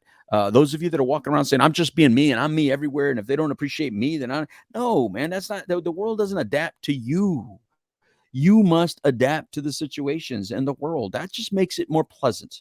Unless you want to be unpleasant. And trust me, we know who you are. There's so many of you that are just very, very unpleasant. You take that same annoying you and you bring it around us. And then now we got to deal with the annoying you. And then we hope for you to go back home so you can be back annoying to those people that have to deal with you, because we really don't have to. Yeah, like I get the sentiment on this one. I get it. I for the most part I agree. However, I am that guy that I have pushed back before in certain things. Like I think that there's different levels to this. For Yeah, instance, you do. Yeah, you when I do. was in when I was in high school, they had a rule one time. They tried to get me in trouble because I had a baseball hat on, and I pushed back, and I went to the superintendent and stuff, and I actually pushed and I won. So like I am that dude that will push back against those certain things. Like I will be the anti-establishment activist kind if I believe in something, and I'll push it. Um, you know, do I think that in every single situation that's appropriate? No, I don't. I think that that's a fine line. You got to use your better judgment. When in doubt, conform. Yeah. But the other thing I would say too is only non-conform if you're willing to deal with the consequences. That's the big one. I think too many people don't want to conform to stuff, but then as you said, they want everybody to bend to them, and that's the wrong mentality. That, as a matter of fact, that's the exact No. opposite of being an activist and nonconformist. A nonconformist, you want to not Right. conform, you want to like make the moment right. Um, so I think I get the sentiment. Overall, I agree. There are moments in my life where I have pushed back, and I've been in many of those moments. I've been victorious, and many of those moments, like I don't know how many things I've missed out on in my life because of, like, let's Right. say the tattoos, for instance. Right, I knew when I got visible Right. tattoos. I knew when I did that. The day it's not as bad now, but when I first got them done, 20 years ago, I knew at that moment that I'm signing off a And certain segment of the population that will never hire me, right. that will never take me serious, that Right. will never want to do business with me because of those. And I was okay to Right. accept that. And does that mean that Right. I don't miss that I didn't miss out on some great life changing opportunity? Maybe, I don't know. Like, but that was something I was willing to do, and I wasn't blaming the world for it. I think that's the big difference. Is if you're going to take those kinds of Right. decisions and those kinds of stances, then you have to understand that it's going to come potentially at a cost, and you got to be willing to pay that cost. Right? For example, I've never once gotten mad at a speeding ticket. Why? Because I'm speeding. Like I knew what I was doing. Like I'm not. I broke the law. Right. You got me. Like I'm gonna pay it and move on with my day. I'm not that person that's gonna get mad. Well, how come all these other people? Were you speeding? Yeah. Well, then shut up. Right. Like, if you're going to participate, then you got to understand that can come at a cost. And so when it comes to me with this one, yeah, like just understand where you're at, and there's certain ones that I think are non-negotiable, and other ones I think are negotiable, but you got to be willing to pay the price. That's all. That's the one where you and I kind of differ at times. You know what? Right. Right. No, but before that, I've been all kinds of services, right? I've been to a bar mitzvah. I've been to a service at a mosque, at a Muslim mosque. I've been to Catholic services. I've been to Baptist services. I've been to all types of services, and I always do whatever I'm supposed to do. So if I have to wear yarmulke, if I have to clean a certain way prior to going in, if I have to take Sure. my shoes off, if I have to kneel, if I have to stand, whatever it is, I do it. I never felt like I lost myself or somehow uh, compromised who I am because I did it. I just felt like I was being respectful to the process or to the Sure. place. Um, and I think that's okay. I think so I, many of us, I agree. unfortunately, feel like if we did that, then somehow we're giving in or losing a piece of ourselves. And let me tell you something: if you feel that way, then you're not really secure in where you're at. If you feel that by participating or looking or doing something that another group is doing or how they're doing it, then you're not really secure yet. You're more. It's more important to you to make your statement rather than to just go with the process that really is no sweat off your back. Now here's the one that is one of my pet peeves and bothers me a lot. And we had the discussion. This is how we got in this discussion one time. I don't know if you remember Yeah, I when we're remember. talking about take your lid off when when they're playing the national anthem uh, or something like that. You take your hat off. You stand, you take your hat off, you put your hand. You don't have to put your hand on your heart, but if you do, you do. But those things, to me, raised in a military family, they clearly mean something different than how some of you interpret that stuff. But for me, that means a lot. Now, if you don't want to do it, don't do it. But please understand that that is a sign of respect thing to the process that is currently happening. Just like if I was in a church and they all stood, I'm not going to sit there sitting and going like, well, I don't believe in your God, so I'm just going to sit here. No, I'm going to stand with you. Um, same thing. Same thing. They play the national anthem. They do that. Take your hat off, because somebody's going to get upset. There's always that old man, and you always hear that old man go, "Lit off." They'll get upset, and they have a right to be upset because they take it very personal. Dude, my dad gets mad about if you display the flag wrong. You display a flag incorrectly. My dad just does not like that. There's rules to that American flag, and he Oh yeah. does not like. And the thing is like, Dad, they don't teach everybody these rules. You were in the military; they taught you those rules. They don't teach everybody. They don't teach all these people the rules. You got to understand that. But no, he takes it very serious. So I went to stupid. my client's house one time, and she had an American flag on the table, and I picked it up and I folded it for her, and I folded it the way it was supposed to be folded. Because I remember I was taught all that in Boy Scouts. But anyways, I digress. Next one, and this one actually, I really like this one a lot. Actually, this one speaks to me personally, especially where I'm at in my life. All right. Uh, Try All right. writing your own eulogy. Never stop revising. Um, how do you want to be remembered? Like what Mm, kind of legacy are you leaving behind? How are you perceived by the people around you? How do people talk about you when you're no longer here? Be it you just left the room or be it you're dead. How do people talk about you? mm, How are you remembered? You know? yeah. Think about that and I'm never gonna adjust. die. Never gonna die, man. Yeah, yeah. That That's one's a big one for me, that's especially as that's I get that's how older. I want to be remembered. Yeah, same. Yeah. Um, Next one. This one's kind of cool. Thank a veteran, then make it up to him. It's kind of cool. I do my best to thank people for the service when I found out they served. Um, the only time I do feel weird sometimes because I have so many people who I knew that went to the armed forces. Um, and Mhm. look, man, I'm not trying to start anything with this, but I'm just I gotta we Oh gotta boy. we gotta have another reality to it, right? Like we gotta add to it. Like I'm not taking anything away, but I am going to add something to it. I have plenty of friends who were in the military who didn't want to be there, hated being there. One of them was like an accountant or something like that. Like, you didn't really serve, bro. Like, yeah, you were there. You hated every minute of it. You pushed papers in an office somewhere doing nothing, and you got paid for it. You got a grant for it. You got to see the world for it. So like, I think you were thanked for that. Like you weren't in combat. You didn't, you got a paper cut. You'll be all right. So like, I think that there is a mixture that we got to balance it out. We can't pretend like every single person is Rambo.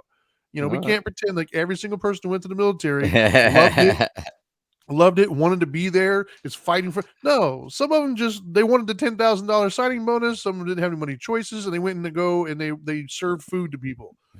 Thank you, but I'm not going to That's put you on the funny. same level as a dude sitting there with a Purple Heart. I'm just not going to do that. Yeah, I don't think you need to be at the same level. I hear your point. I guess knowing that all those parts are necessary to Yeah, make the machine run. yeah. I'm But not not only downgrading that, them. but I do know that whatever your MOS was, if they need you in a different MOS, you're going to be in a different MOS. And I Sure, think sure. that's that's the big difference. And here's another difference. I think the time period then that you're talking about was the most lucky time period of all. it was in between all the conflicts, Yeah. really. Yeah. Probably when you graduated high school, uh, you were part of a group that really did not have to go to any conflict. The only Yeah. conflict we had around that time The Gulf War. was like a 72-hour conflict by air. Yeah, it was the Well, no, we had the fastest Gulf. conflict I had the ever. Gulf War. Uh, The Operation Desert Storm. but that's what I'm saying. It was a small, short conflict. It was very different compared Yeah. to a lot of the other, like the kids now, man. These guys are getting deployed 6 or 8 times. Yeah, man. So I don't care. I don't care if you're peeling potatoes all 6 or 8 times, dude. That's not. You can die peeling potatoes. And here's the other Yeah. thing: you can die in practice. In Yeah. A lot of them do. practice, I remember my father used to go out to the field. There was always people that died in the field. First of all, there's people that died at basic. There's people that committed suicide in basic. Then there's people that died in the field because there's always accidents, and you're dealing with big, heavy equipment, and you're dealing with rounds. Uh, then you have to be deployed. So now you're dealing with all the shots they give you and all the stuff you can get out there. I mean, even the families when we would travel abroad, dude, they would pump us full up so many different injections.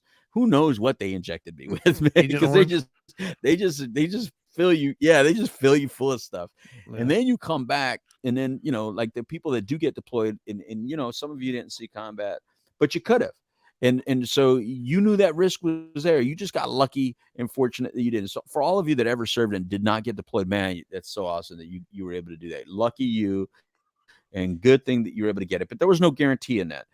So if I thank you for your service, I'm thanking you for the risk that you took, and and and I'd agree with that. and you did well in that risk. And then there's people like my father who was drafted, at 23 years old out of college, and he chose to stay in. He's a lifer. That is a different person. I think there's a big difference between a one rounder and a person that's a lifer.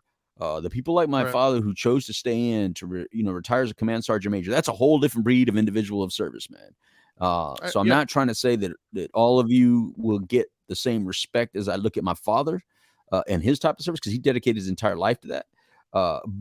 But thank you for whatever brief service you did do because you still did more than most. You still offered Did up more than I did. more risk than most, and so thank you for that. I guess is what I'm saying. Yeah. So Yeah. No, that's I'd what agree. I'm saying when I when Yeah, when I say I think we're saying kind of the same thing. yeah. Like I give them, I still thank them, but I Right. have so many like really good Right. friends that I've known, and I hear the stories that they tell me, and it sound Yeah, like I a bunch of understand. frat dudes. And I'm just like, oh my god. Yeah. Eh. Yeah. But anyways, Yeah. And, next and, one. and, and, and yeah, some people have been blessed that way. Yeah. Yeah. Next one. I like this one actually a lot too. I think that this is an example we need more of. Number 22. Eat lunch with the new kid. Yeah, man. It goes back to what we said at the top of the show. Like, be nice, dude. There's nothing wrong with being kind to people and welcoming. That new kid. And this, if we're gonna take it literally, the new kid, man, he's scared. He's overwhelmed. Doesn't know what's going on. Like he's trying to figure out, am I gonna fit in? Are people gonna like me? Am I gonna get my butt kicked today? Like, so there's nothing wrong with being that welcoming person and just saying, hey, man, welcome. Like, it Mhm. doesn't have to be. See, we live in a dog eat dog world. We all agree on that, but we don't have to. That's the big thing Right. I want to get across. You don't have to. I'm raising my kids and I'm telling them all the world doesn't care about how you feel. It's a rough world out there. I'm telling them all. I'm raising them that way. But it doesn't mean it has to be. We can collectively Right. decide to eat lunch with the new kid, man, and Right. to not take it so literally, right? In your job, there's always that new person. There's always that kid, that person that just looks left out, right? I think you said it to me the other day about this recent shooter. Is he was invisible? Nobody saw him. There's always Right. somebody that just nobody sees. Yeah, I had them every place I've ever worked, every school I've ever attended. There's always been a couple. Yeah. There's always been a couple that just nobody sees, or they do see, and nobody's like, I'm not gonna hang out with that. So I'm not Right. saying you gotta marry him or anything like that. But there's nothing wrong with being kind. There's nothing wrong with saying, hey, how you doing? And look, let's just be honest here. If nothing else, just to make sure your name doesn't end up on a list, right? How about that? Let's make it selfish. Just so your name doesn't end up on a list, be nice to that person. But regardless, see them. Everybody deserves to be seen, dude. Like, you Yeah. don't have to be best friends. You don't have to hang out on the weekend, but you don't have to be a rude asshole either. You can literally just be, hey, how you doing? How was your weekend? Blah, blah, blah. Okay, cool. Well, I'll talk to you later. be cordial with that person. To me, that's how I read this. Yeah, yeah, and you know what? I really like this one because I was always the new kid. You know, I mean, when you travel, when you're moving every 2 or 3 years, and change schools a lot, you're always the new kid, and so, uh, I think you also have to understand that you're the new kid, and you know what? You're not going to have all the ties that other people have. They have all their stories and history and all that stuff. You don't have to show out for that. You know, I think that I overplayed my hand a lot because of that. You know, what I mean, I think that's why I was overly aggressive. I think that's why I was overly demonstrative. I think that's why I was always, doing something really big, the wow factors and stuff, showing off or whatever. All it was all bullshit. You know what I mean? And the real thing is just be yourself, whether you're the new kid or whether you're not. Um, you know, I think that when it comes to like the invisible do these acts of violence towards others, man, it's just really sad that someone can feel so damn invisible and really be that invisible that nobody saw stuff like this happening and coming. You know what I mean? Because they're probably getting it at home, and then they're getting it at your place and your school and stuff, and then this is where we're at. We end up in a place and people got affected because somebody wasn't feeling embraced or seen or respected or whatever it Yeah, was. Now, look, I do believe in this is a dog eat dog world, and if you're the slowest animal, you're going to get eaten up, and I get it, man, and I accept that. I accept that. yeah, So I teach my kids not to be, and I'm not going to be. But it doesn't mean I don't understand that my thinking may be wrong, or it's not that I don't think that maybe I could use a little bit more empathy for that kid lagging behind. I'm just not going to go back there and walk with them. But I will I will always see them and say hi to them and be present for them because I do empathize. I still think you need to stand up and you need to do a little bit. That's what I would encourage you. If anyone's out there listening to this or seeing this and you're feeling awkward and you're feeling alone and you're feeling different and you're feeling in a place of pain and you look at this kid that just did this shooting in Highland Park and in Illinois, and you're feeling, wow, I can relate to him, and I've thought about doing those things. You don't have to. You don't have to. That's not the way to do it. You know what I mean? I know that you're suffering and you're struggling, but there are better ways, and this moment will pass. I don't think there's. I think there's a lot of us that can relate to a part of our life where we felt that destructive either towards ourselves or towards others, but there's also many more of us that got past that day and we no longer feel that way. And I think yep, that's what I would hope that you get one day. You just got to get to that day where you no longer feel that way, and it's coming. It's coming. You got to find your people. You got to get with your tribe, and it could be just one other person, man. But just connect with just one other person. The more people you're connected with, the less people you're going to do destruction to. So good luck with that. But that's what it makes me think of right now. yeah. No, I agree 100%. Next one. You've actually done this one. I don't typically do this very much because I don't do the preceding part, but I've heard you tell me you've actually done this one. After writing an angry email, read it carefully, then delete it. I think what this is trying to get at is essentially don't respond out of emotion, right? Like don't react out of anger and emotion, or Yeah. react to something. Think it out first and respond in an educated way. Respond in a thoughtful way, not just your emotional reaction.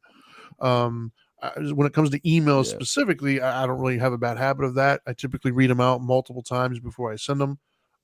Mine were more along the lines of just outburst or aggression, things of that nature. So as I've gotten older, I've had to learn how to like think it through first before I go ahead and tell this person what I'm thinking. But I know you said you used to have a secretary that you would write an email and let her read it first and then delete it. So Well, I don't take credit for that. That was her idea because she says, no, no, no, no, no. you, You you get still did it. mean. You get mean. You can't. Yes, because you can't do that, Louis. So she goes, don't send it. Let me read it. And she would always comment, and it was like, damn, man, I really want to send it because I really want to hit them right now. And she'd be like, you just can't do that.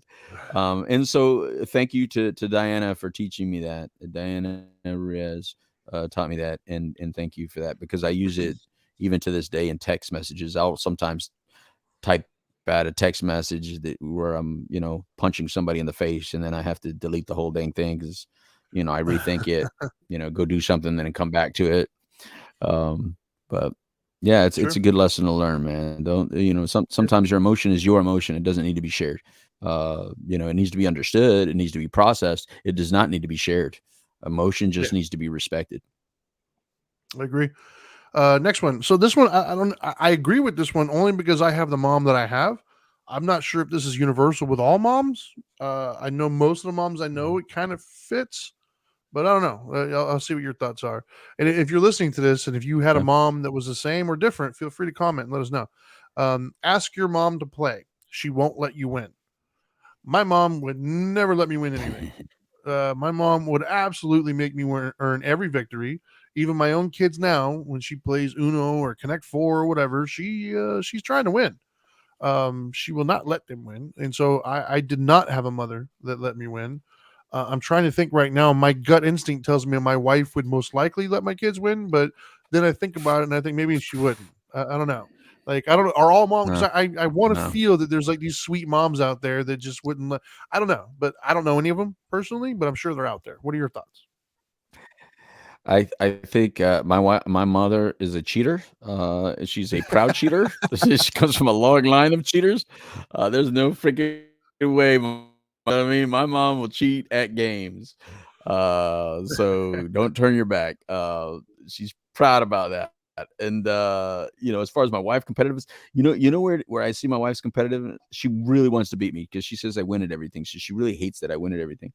But where she totally dominates everyone that comes over, at least tries to dominate everyone that comes over. We got that basketball game downstairs, that Yeah, that yeah, shot, whatever yeah. that basketball. She plays that game with everyone that comes and visits, dude. She'll challenge everybody, man.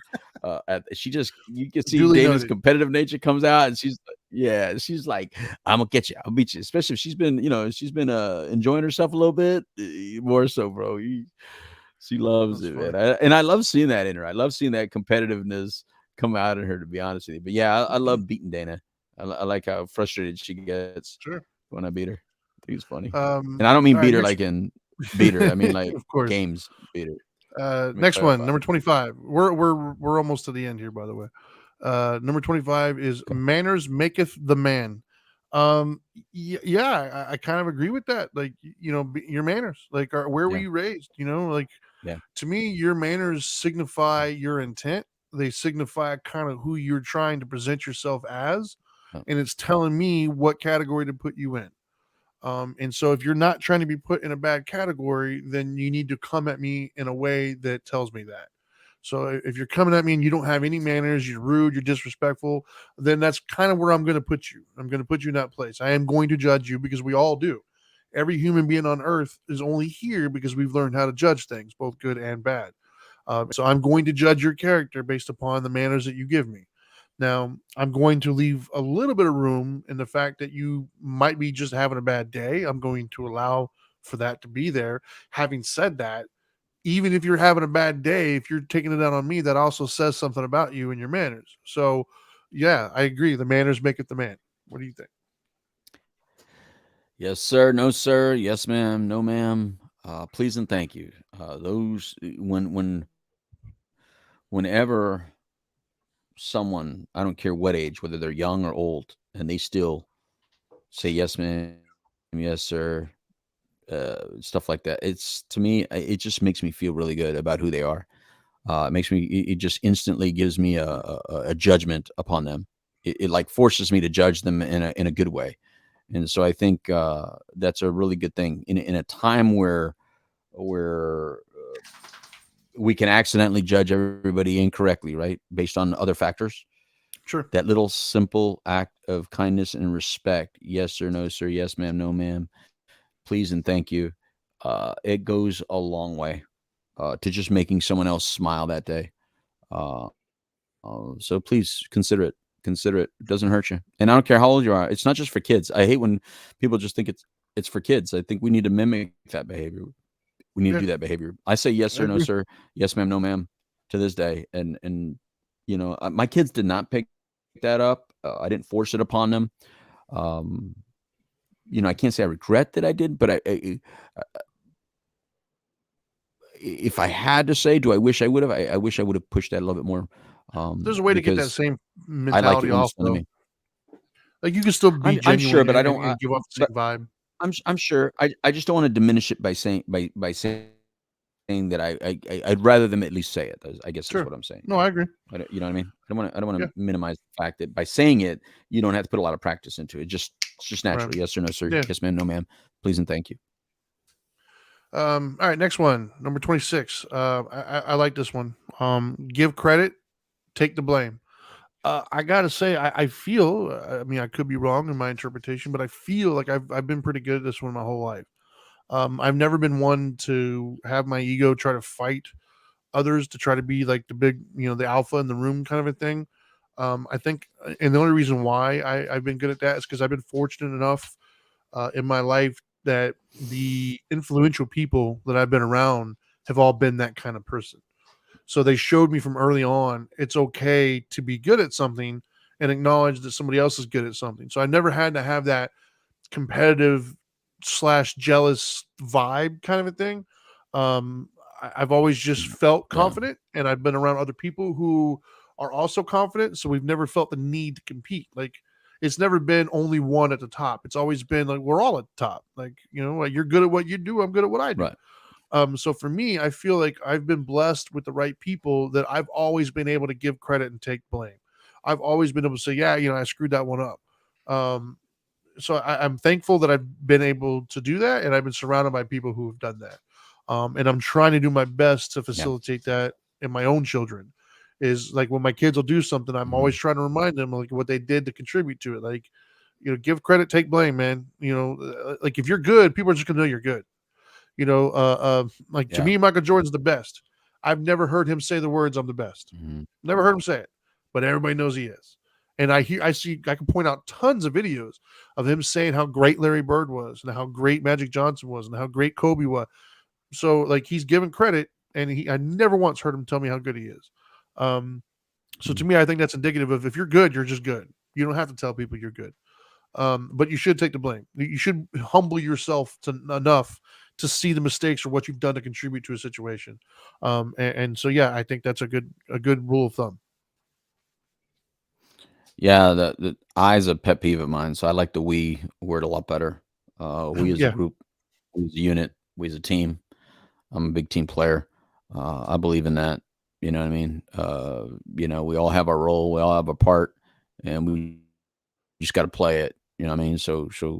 And I love giving credit to somebody who did really well. I love praising somebody who beat me at something or rightfully so did something better than I did or just did it well. You know what I mean? I love congratulate. I think that the only things that I even comment, I think on Facebook really are happy birthdays and anniversaries and stuff like that. I just love celebrating other people's like little accomplishments. I think I just like that. I like that you're celebrating something. I like that you're accomplishing something, and I just want you to have an attaboy. I love giving attaboys. yeah, So yeah. right on. Next one.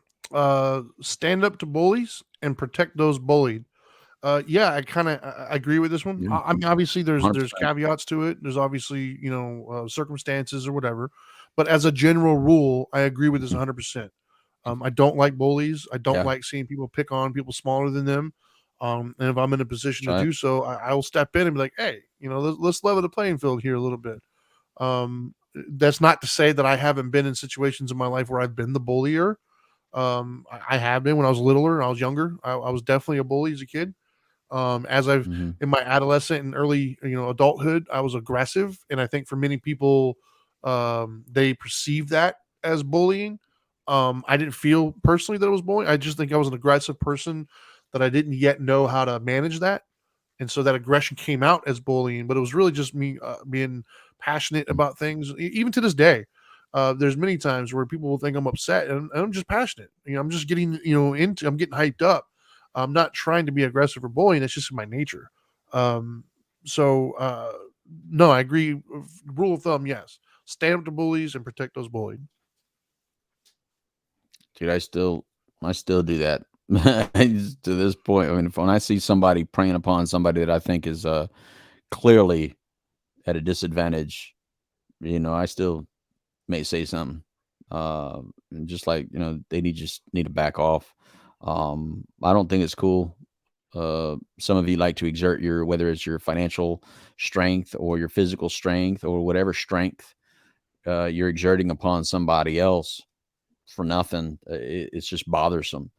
Now, if you're just being confident and then you're being bullied because you're strong, and because I've seen bullying go both ways now, right? Because Yeah. we're in a time where, Yeah. just because someone's larger, they're getting all the crap, or just because they have more money, they're getting all the crap. I mean, look, bullying goes both ways, and I think that the whole reason, and not to get political, but the whole reason I defended a certain political person uh, for these last several years is because I felt that that political person was being bullied, and I did not like it. Do I think that that person uh, do I think that that person also did some bullying? Yes, but that never gives you the right to also be bullied by other people. You know what I mean? And that's what I saw. I saw him being bullied, and then I saw him, you know, supposedly bullying, or doing some things that could be considered bullying. But I definitely saw bullying towards him a lot more than I saw that person do, and that bothers me. And so I'll always defend. You know, uh, I don't care who it is. So I'll defend bullies that are, I mean, people that are perceived bullies just because of one of those things, whether they're richer, larger, or more in power. I'll defend them too. Yeah, I gotta second that. Um, uh, yeah, so to me, this is one of the things I think that I'm glad we're doing this list, and there's one thing I've noticed that the newer generations, and I say this anecdotally because I have kids and I've spoken to their friends or whatever, and principles, like a principle, right? Like something you stand by, regardless, even if it's not convenient. No. I don't think they're as heavily pushed these days as they used to be. Um and, and so for me, I think that's where I get a lot of flack with people is I'll say the name, dude. Like Trump is who it was. I was not a Trump guy. Didn't like him. Still don't know if I like him. I never met the dude, but I didn't see anything about his character or personality that I was too like enthusiastic about. However, um, I'm a man of principles, and my principle is I don't like people bullying or harassing or just being flat out mean to people. And what I saw was a lot of what he Mhm. was saying taken out of context, a lot of what he was saying Yeah. bent to fit a narrative that they wanted to, and just being just Yeah. mean, just nasty. And it bothered me. And it made me take a different look. Why? Yeah. Because I'm a man of principle. I still don't agree with half the stuff that Right. comes out the dude's mouth, but he has the right to be who he is, man. Like, and it doesn't give you the right then to turn around and just be like extremely nasty. Like, even now, he hasn't even been president for like 2 years almost, and people are just really mean and nasty and wishing death to him. Like, whoa, dude, like, pump the brakes, man.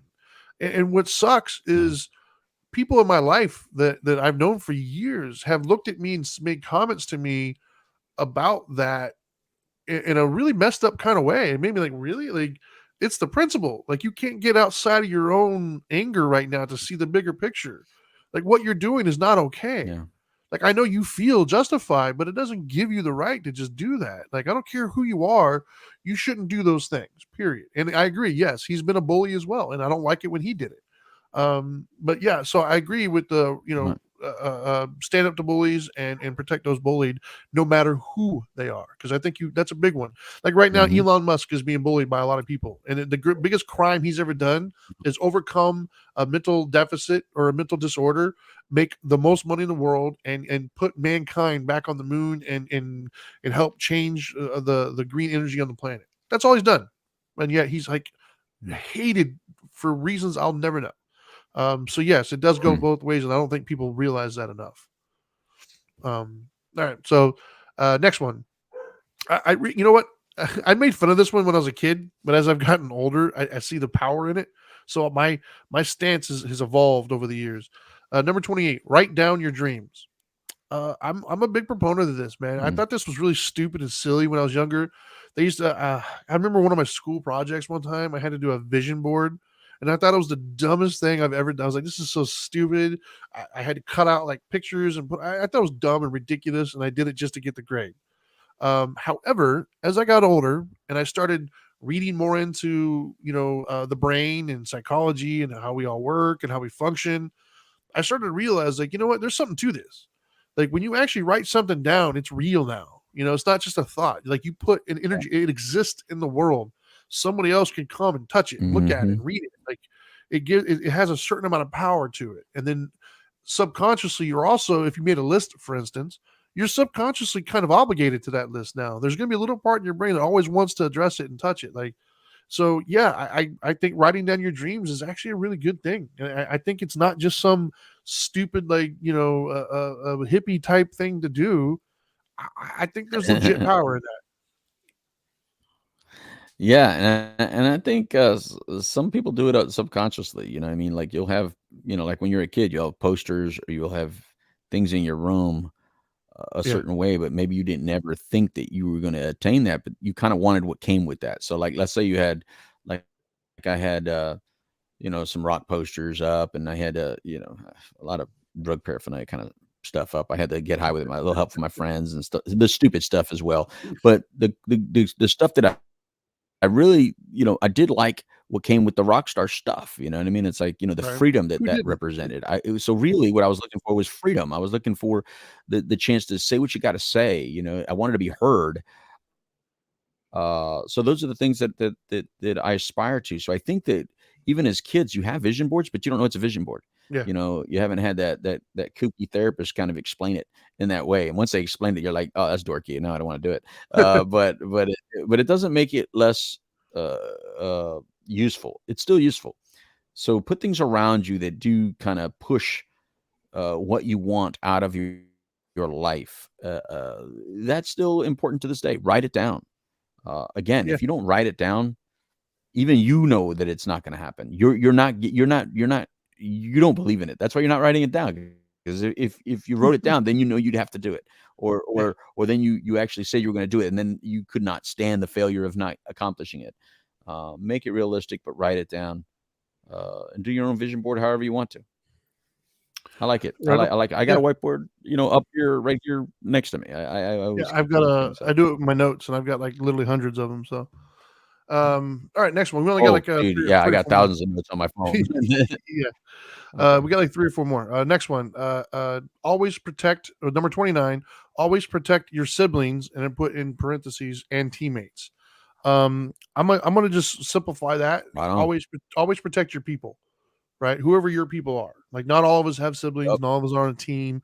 Your people, your friend. Like, the thing that I like, once again, it's a principle that was somehow instilled in me. I don't know where I specifically got it from. I can't point to any one moment. I just know that there's always been something that I've done and I've really, really, really respected in others when I've seen it done. One of my big things my entire life has always been loyalty. Loyalty really means a lot to me. And one of the ways that loyalty has been expressed over the years that I've seen is never, like, standing up for somebody who's not in the room. What I mean by that is, like, I've had friends, and you're together, and if you're like a legit friend of mine and somebody else is talking smack about you, I'm going to say something. Like, I'm not going to just be like, oh, well, that's between them. No, man, like, you're my people. I'm gonna be like, look, I hear you, but I'm going to defend you. Like, I'm going to defend my friend. They probably did this because of this. Or, like, I'm going to give you an out. I'm going to stand up for your person, even though you're not standing in front of me. Right. And I think that's a big deal to me. When I see that done by other people, I have a lot of respect, and that says a lot about that person to me. I've been in instances where the person is not in the room or they're not there, and a couple people want to say something, and they're my friend. I will stand up and be like, well, I think you guys are misreading that. I'm not going to put them down. I'm not going to non-validate what their experience is, but I am going to stand up for my friend and say, hey, maybe you misread that. Maybe that person was having a bad day. I'm going to defend them somehow, some way. I'm not going to just say nothing, and I'm damn sure not going to throw them under the bus. But so always protect your siblings and teammates. I say that as protect your people. So if you've got a big family, that's your friends, that's your brothers, your sisters, that's your parents. If you got a big group of friends that you hang out with, those are your friends. If you're on a team, that's your teammate. Like, whoever your people is, that's what I'm talking about. Yeah. But that also means if you got to self-regulate. If you need to let your people know that they're wrong. Now in public, you can Agree. defend them, but in private, you better let them know that they're doing wrong. You Agreed. know what I mean? Because I'll also get upset. Says, don't put me in that situation again, man. Yeah. Don't do Yeah. that. I don't like when you do that. You put me in a bad situation. I don't want it.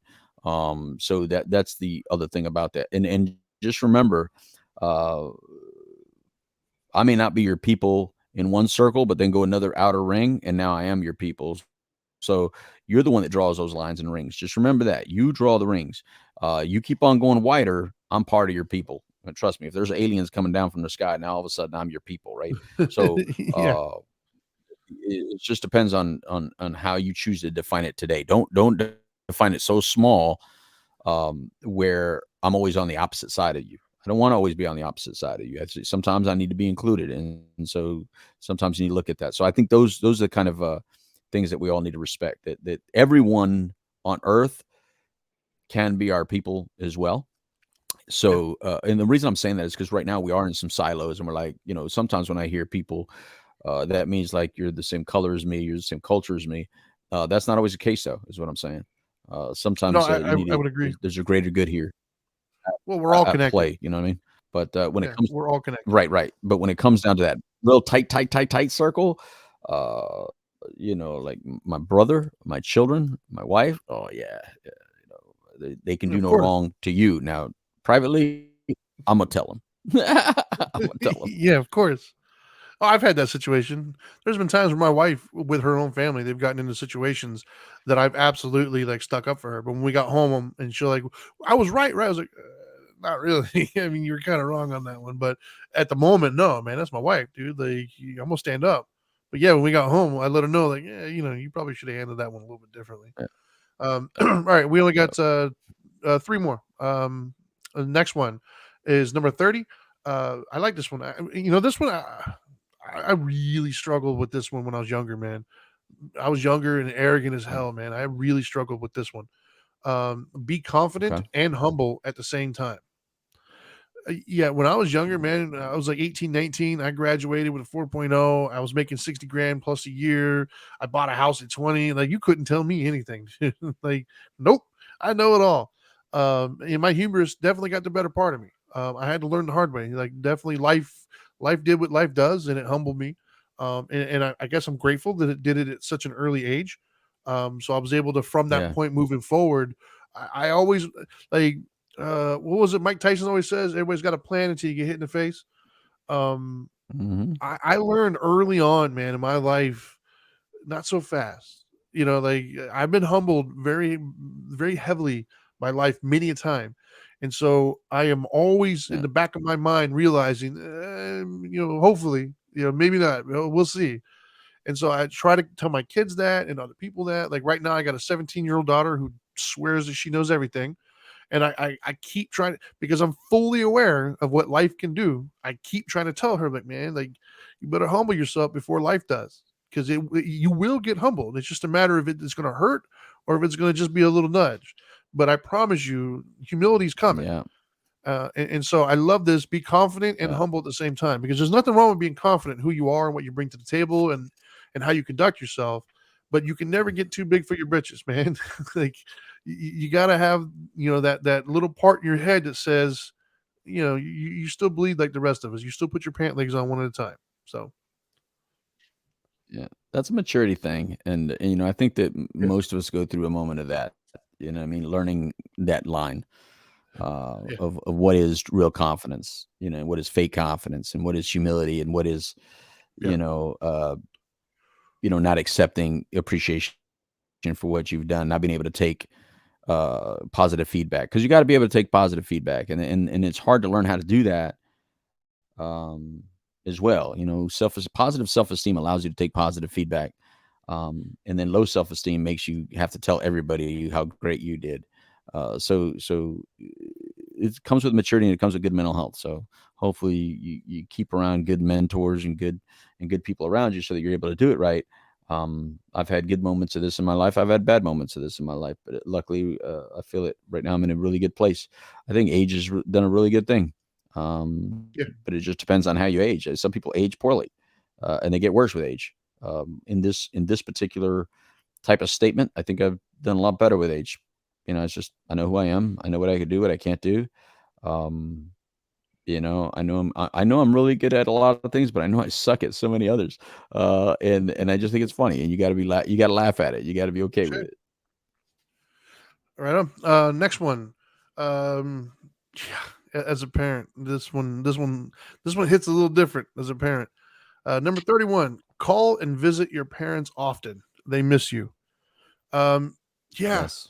my mom my mom's literally here. Like, I don't know if you saw the water that came in. My mother's actually here. She's gonna go with me to go pick up my kids here in a little bit when we're off of here. My mom lives, I don't Right know, on. like 2 miles from me. Every Wednesday night we get together and we have a family dinner night where we all, we just come, we eat dinner together. It's not always like the most uh you know intimate of affairs, but it doesn't have to be. We're just physically here. We're acknowledging we're all still around and we eat together. I talk to my mom daily, for sure. I see my mom at least 3, 4 times a week, typically, even if it's just briefly. My mom's important to me. Like, she's the only one in my entire life that stuck around. Oh, let's see. There you go. She just commented. For those of you who are not watching, she commented on Facebook Live. But That's awesome. um, she's the only one that was around my entire life. Like, everybody else left at one point or another, or disappointed me or abandoned me. She's been there forever. Yeah. And yeah, like, I don't want to picture life without her. Like, and so I want to do my best to make sure she knows that she's loved and appreciated, and I see her. And as a father now, as my kids are getting older, while on one hand I'm ecstatic and I love watching my children grow, it's the most amazing thing. They've taught me more than I'll Right. probably ever teach them. But at the same token, it's a double-edged sword because I'm also sad that they don't need me like they used to. Like, they used to be totally dependent upon me, and now, like, they don't need me as much. And so it's a weird feeling. It's sad because it's like, man, we were so, like, intertwined, but we're not intertwined like we once were. Logically, I'm fully aware that that's the natural progression of life. That's what I want them to do. But selfishly, yeah, it's like, dude, those are my babies, man. Like, they're not babies anymore. We have a 17-year-old that just moved out. We have a 20-something-year-old that's been out, and they don't come back as often. And I see that, like, it definitely affects my wife more, or differently. I see her sometimes. I could see her not. I don't know if she even realizes it, but she's sad. She's sad that, like, she doesn't get to see her kids as much. Like, they don't come around as much. They only call when they need something, and I get it. When you're in your late teens, early 20s, that's your transition phase in life. You're trying to put your stamp on the world. You're trying to just spread your wings. You just got out of prison. You're trying to live your life. Like, I get all that. Um, but the parents, they're not going to be here forever, dude. And they sacrificed a lot, a lot, to give you what you needed to get you where you're at. No matter how good or bad you think that they were, if they're still in your life, they were good enough, man. They got you to where you're at. And it's hard, dude. It's hard to be a parent. It is not easy. There is no manual. Y'all stress us out. Like, it is not easy. But we stuck it through and we're here for you. And so, yeah, if you're out of the house, like, call your parents, man. Call them. Tell them you love them. Tell them you're thinking about them. Spend some Yeah. time with them if they're around. Like, they're not going to be here forever. And when they're gone, you're going to wish you did. And don't wait till you're, like, really old before you acknowledge that. The sooner you acknowledge that, the sooner you get to, like, act on it and live it. So that would be my thing. So, once again, before you comment, it is call and visit your parents often. They miss you. Yeah, I can't agree with that more. I mean, that is so awesome, and I love what you just shared. I think that's awesome. Uh, I think that your mom is a very special person. I'm glad that you share that with her, and I'm glad you let her know that. And it sounds like it's not only you because she says she had a 51-year-old that calls twice a day, and I know that's not Yeah, my you sister. because you're a youngin. I'm the So baby. I'm so 42. Kathy, whatever you did right. I mean, you got multiple kids that are doing it, so that's a you thing. That's pretty awesome. Um, yeah, if you mimic this behavior, hopefully it happens for you. I think that's the biggest thing in this. Well, I mean, because one thing is that you call your mom and you visit them as often as you can, but the other thing is you're going to want that from your kids. But if you don't mimic that Absolutely. behavior, if you don't show that behavior, they're not gonna. They're gonna follow what you did more than likely. So you got to unfortunately, it's a very short time where your kids are home. I mean, both our kids are gone now. Really. I mean, Zoe's here, but she's not. You know what I mean? Like, she doesn't have to be here. She doesn't have to spend the night here. She's in college. She could stay other places, all that kind of stuff. You know what I mean? So it's weird. It's weird where your kid. It's like, wow, man. All our lives we wanted kids, and we had them, and then now they're gone. I love that we all got together yesterday, even though we couldn't all get together for Fourth of July. Dahlia and her husband John worked that day, but we got together yesterday and did our own Fourth of July together, all of us. I love that they still want to do that. I love that they want to get together, but that's because we did that with our parents, and we still do that with our parents. So they do it too, and you got to mimic the behavior, people. Mimic the behavior. These kids are listening to you. They're watching what you do, not what you say. They're watching what you do. Anyway, yeah, that's a beautiful one. Yeah. And then the last one, I think we're also going to like this one. The last one says, number 32, the healthiest, this is a long one, but the healthiest relationships are those where you're a team, where you respect, protect, and stand up for each other. Um, yeah, I'm going to take this to mean, your partner, your married, your life partner, your spouse, Right. any relationship is really what this could be referring to. But I'm going to take it as a marriage one. So the healthiest relationships are those where you're a team, where you respect, protect, and stand up for each other. I couldn't agree with that more, man. Like, it really, we talked about this a couple weeks ago, and maybe we need to reiterate and do a whole show on it again because we did a relationship series like I don't know, a couple years ago. um, it really, really Yeah. bothers me nowadays when I watch how accepted and encouraged it is to degrade your spouse, right? Like, it's so like I don't know why it's so acceptable to talk bad about your spouse constantly about how they're not this and they're bad at that, or oh yeah, don't get married. Like we asked a couple weeks ago, we had a thing about relationships, and we said what makes a long lasting marriage because you celebrated your 29 years of marriage, and the question was what makes Hmm. a marriage work. And two of the comments, the very first thing they said, even in a joking manner, was don't do it. And it was just like, wow, dude. And I know at least one of them were married. I don't know if the other one was. Um, Stop, dude. Like, I don't think you realize like the how that works on a marriage, man. Like, it chips away at it. You might not Yeah. realize it because it's not this massive, huge crack in it, but it does, dude. It chips away. If nothing else, it gives you the mentality to not treasure it, and so you start to take it for granted and you chip away at it. The whole idea of being a team, you are a team, man. That's your teammate. You live or die as a Yeah. team. You're together. Your futures are intertwined. It is no you and me, it's us. Like, what are you going to let your spouse be homeless or something? Like, it doesn't. No. It's like that's your person. And, that's all you got. And it says you respect, protect, and stand up for each other. Yeah, you got to respect your spouse and where they're coming from. You got to respect their perspective and what they think. They are your other Hmm. half. Meaning your thought isn't complete until you run it by them, kind of a thing, right? Like they are balancing you out. Like my wife, like I think certain things, and I'm a very analytical, logical person, and I swear I'm right all the time. But there's so many times, dude, when my wife chimes in with her thought, I'm just like, damn, dude, I did not think of it that way. Like, shit. Like, she's right. Like I didn't even it never Hmm. even occurred to me Hmm. to weigh what she just weighed. And that's the point. Like, that's why I have to respect her and where she comes from, because I chose her in my life. There's a billion people on this planet. I didn't have to. I chose Yeah. her. Why? Like, don't forget that you chose that one. Unless that's the very first person that you were forced into, Yep. most likely not. Most likely you chose that person. And so remember, you chose them for a reason. There's things that they had about them that you wanted in your life. Don't forget that. And then protect. I protect my wife, and I don't just protect her from the world. I try to also protect her from me. And what I mean by that is I get moody sometimes, I get snarky, I get pissy, and I try to protect her from that. Like, I try to like respond as opposed to react. I'm not perfect at it, but I've gotten better over the years and I want to continue. That's something I actively pursue, is to try to protect her from everything, including me. So I want to protect her from the outside world. So when we're walking in the parking lot, you're damn right. I'm going to try to stand on the side of the road where the cars are coming, so like I can move her out of the way, or I'd rather you hit me. If somebody were to walk in this house and try to hurt us, I'm going to do what I got to do to end that threat, even if it means I get shot. But she's fine. I'm going to do that. Why? Because that's my family. That's my wife. I'm going to protect her. Yeah. And yes, I'm going to protect her from me. I'm going to protect her from the days where I'm having a bad day. Some days she'll come home and I'm like, you know what, babe? Like, I'm just not in a good mood today, man. I think I'm going to just be quiet for a little bit. Like, I'm going to protect her from my hostility and my aggression because she deserves that. And then stand up for each other. Yeah, I'm gonna stand up for her. I'm gonna stand up for her when if the world is messing with her, if her friends are messing with her, if her job is messing with her.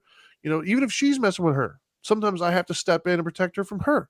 Sometimes I have to be like, hey man, like you're a little too hard on yourself. You're doing this, whatever it takes. That's my role in her life, is to be the teammate, respect her, protect her, and stand up for each other.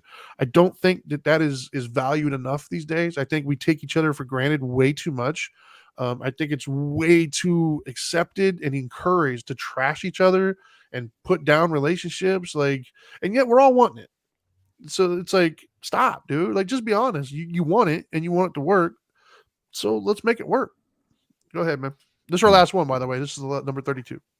Yeah, no, it's really a drop the mic moment right there, man. I couldn't agree with you more. I mean, you said it all perfectly. The only thing I was going to even add to what you said was that we also protect each other, from ourselves. You know what I mean? And you hit that at the end, that I protect Dana from Dana. She Yep.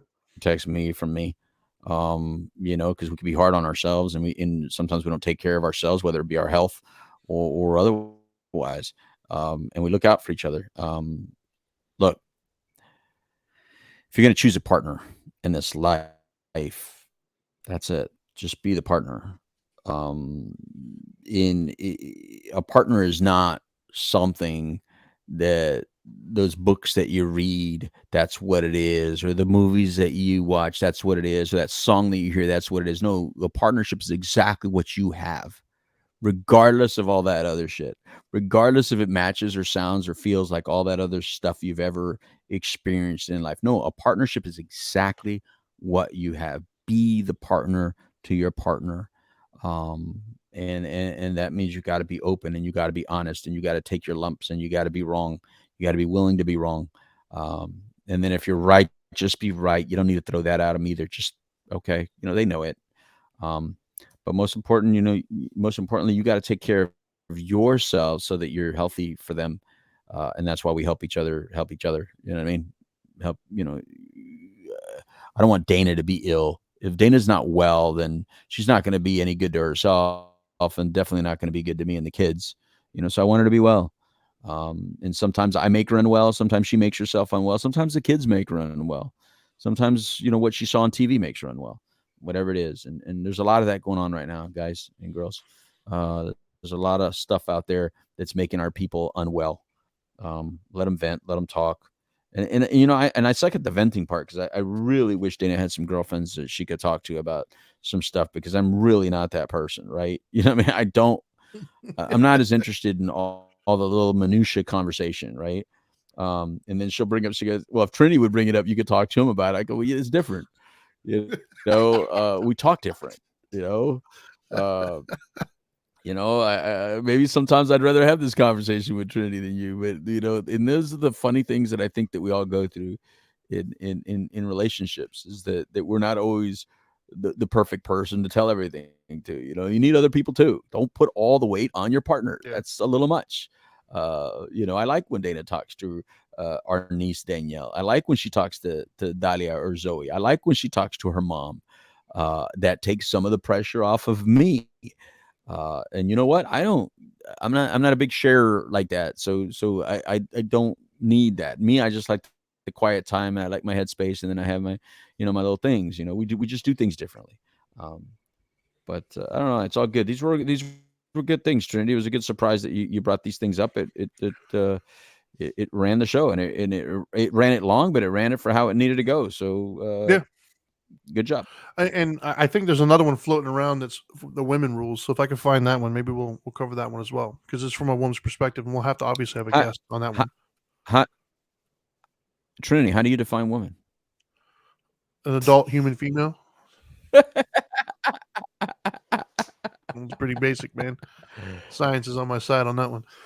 Anyways, yeah, man. I don't really have anything else, man.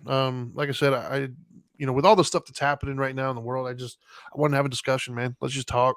Let's see Yeah. what comes out of it, because I think a lot of people are hurting. A lot of people are stressed right now. A lot of people are frustrated. They don't know what to do. Yeah, man. And we're acting like caged animals, man. And I think we need to just kind of take a moment. So, right on. Well, yeah. Unless you got anything else, man, I'm gonna go ahead and wrap it up and put the intro or the outro on here. I'm good, man. I think I'm gonna go speak to my woman. and Tell her you love her. I'm gonna give her. Um, I'm gonna come up behind her and give her a little kiss on the cheek to surprise her. um, And yeah, then you I'm know gonna what? call my mom. Yeah. Well, my mom's actually out in the living room. I get to go pick up my kids in a little bit, and then my wife yesterday, I bought her so there's these little custom, like door, the things that go in your rearview mirror, like smelly things. I don't know what they're called. They usually seem like Christmas trees, like they're flat cardboard that I got smells like something. I had a custom one. She yeah. has this. Oh my god, dude! She has this stupid bunny. I don't understand. I don't think bunnies are like pets, like whatever. She loves this damn rabbit, Oh, and so I took a picture of this bunny of the rabbit, and I put it on. I made a custom scent thing, so she's got that hanging in her car now with a picture of her bunny. So, oh you're, yeah, I got some brownie you're points so for that one, baby. romantic. I got brownie points for that one. Yeah. Yeah. Anyways, Where did so you do that? Where did you wait? Where did you do that? there's a website called Dangle. I think it is Dangle It or something. Yeah, if you say the website, it doesn't I gotta sound do that good, for but Zoe, like a picture of the puppy. They would yeah, love it with a picture of the puppy. yeah. That'd be If it's so a good cool. enough puppy, they can Yeah, that'd actually be cut cool. it out to where it fits the face. I didn't have that good of a picture, so they That's just cool, screen man. printed it on. But yeah, it was just a cool idea. So whenever she's driving, she looks up, she gets to see her bunny, man. So she loved it, which was great. But yeah, I thought it was a cool idea. Coming And it was from just you, I'm because surprised it's not a picture of your ass. I'm very surprised it's not a picture of your ass that you did that, man. I've given her Because plenty that's of more those. Trinity. I've given her that. I give her socks with my face on them. So she loves them though. Hey, man, I'm a good gift giver. Anyways. All right, guys. Well, I appreciate you all for tuning in. Once again, this is Dope and Dharma. Today was Dharma Time, where we try to talk about philosophy and spirituality, things of that nature. We should be back on Mhm. Friday talking about the political stuff that's happening. There's a lot of it to talk about. And then, of course, on Monday nights, we do drug and alcohol related stuff and family issues. If you guys have anything you want to talk about, by all means, reach out to us. If not, once again, you can follow us, Dope and Dharma, and that's on Facebook, YouTube, Twitch. You can follow us Yeah. on social media. He is at the Dope Doctor. I am at the Dharma Guy. We are at Dope and Dharma. And it's all we got. So appreciate you guys. Now that you know better, do better. Peace.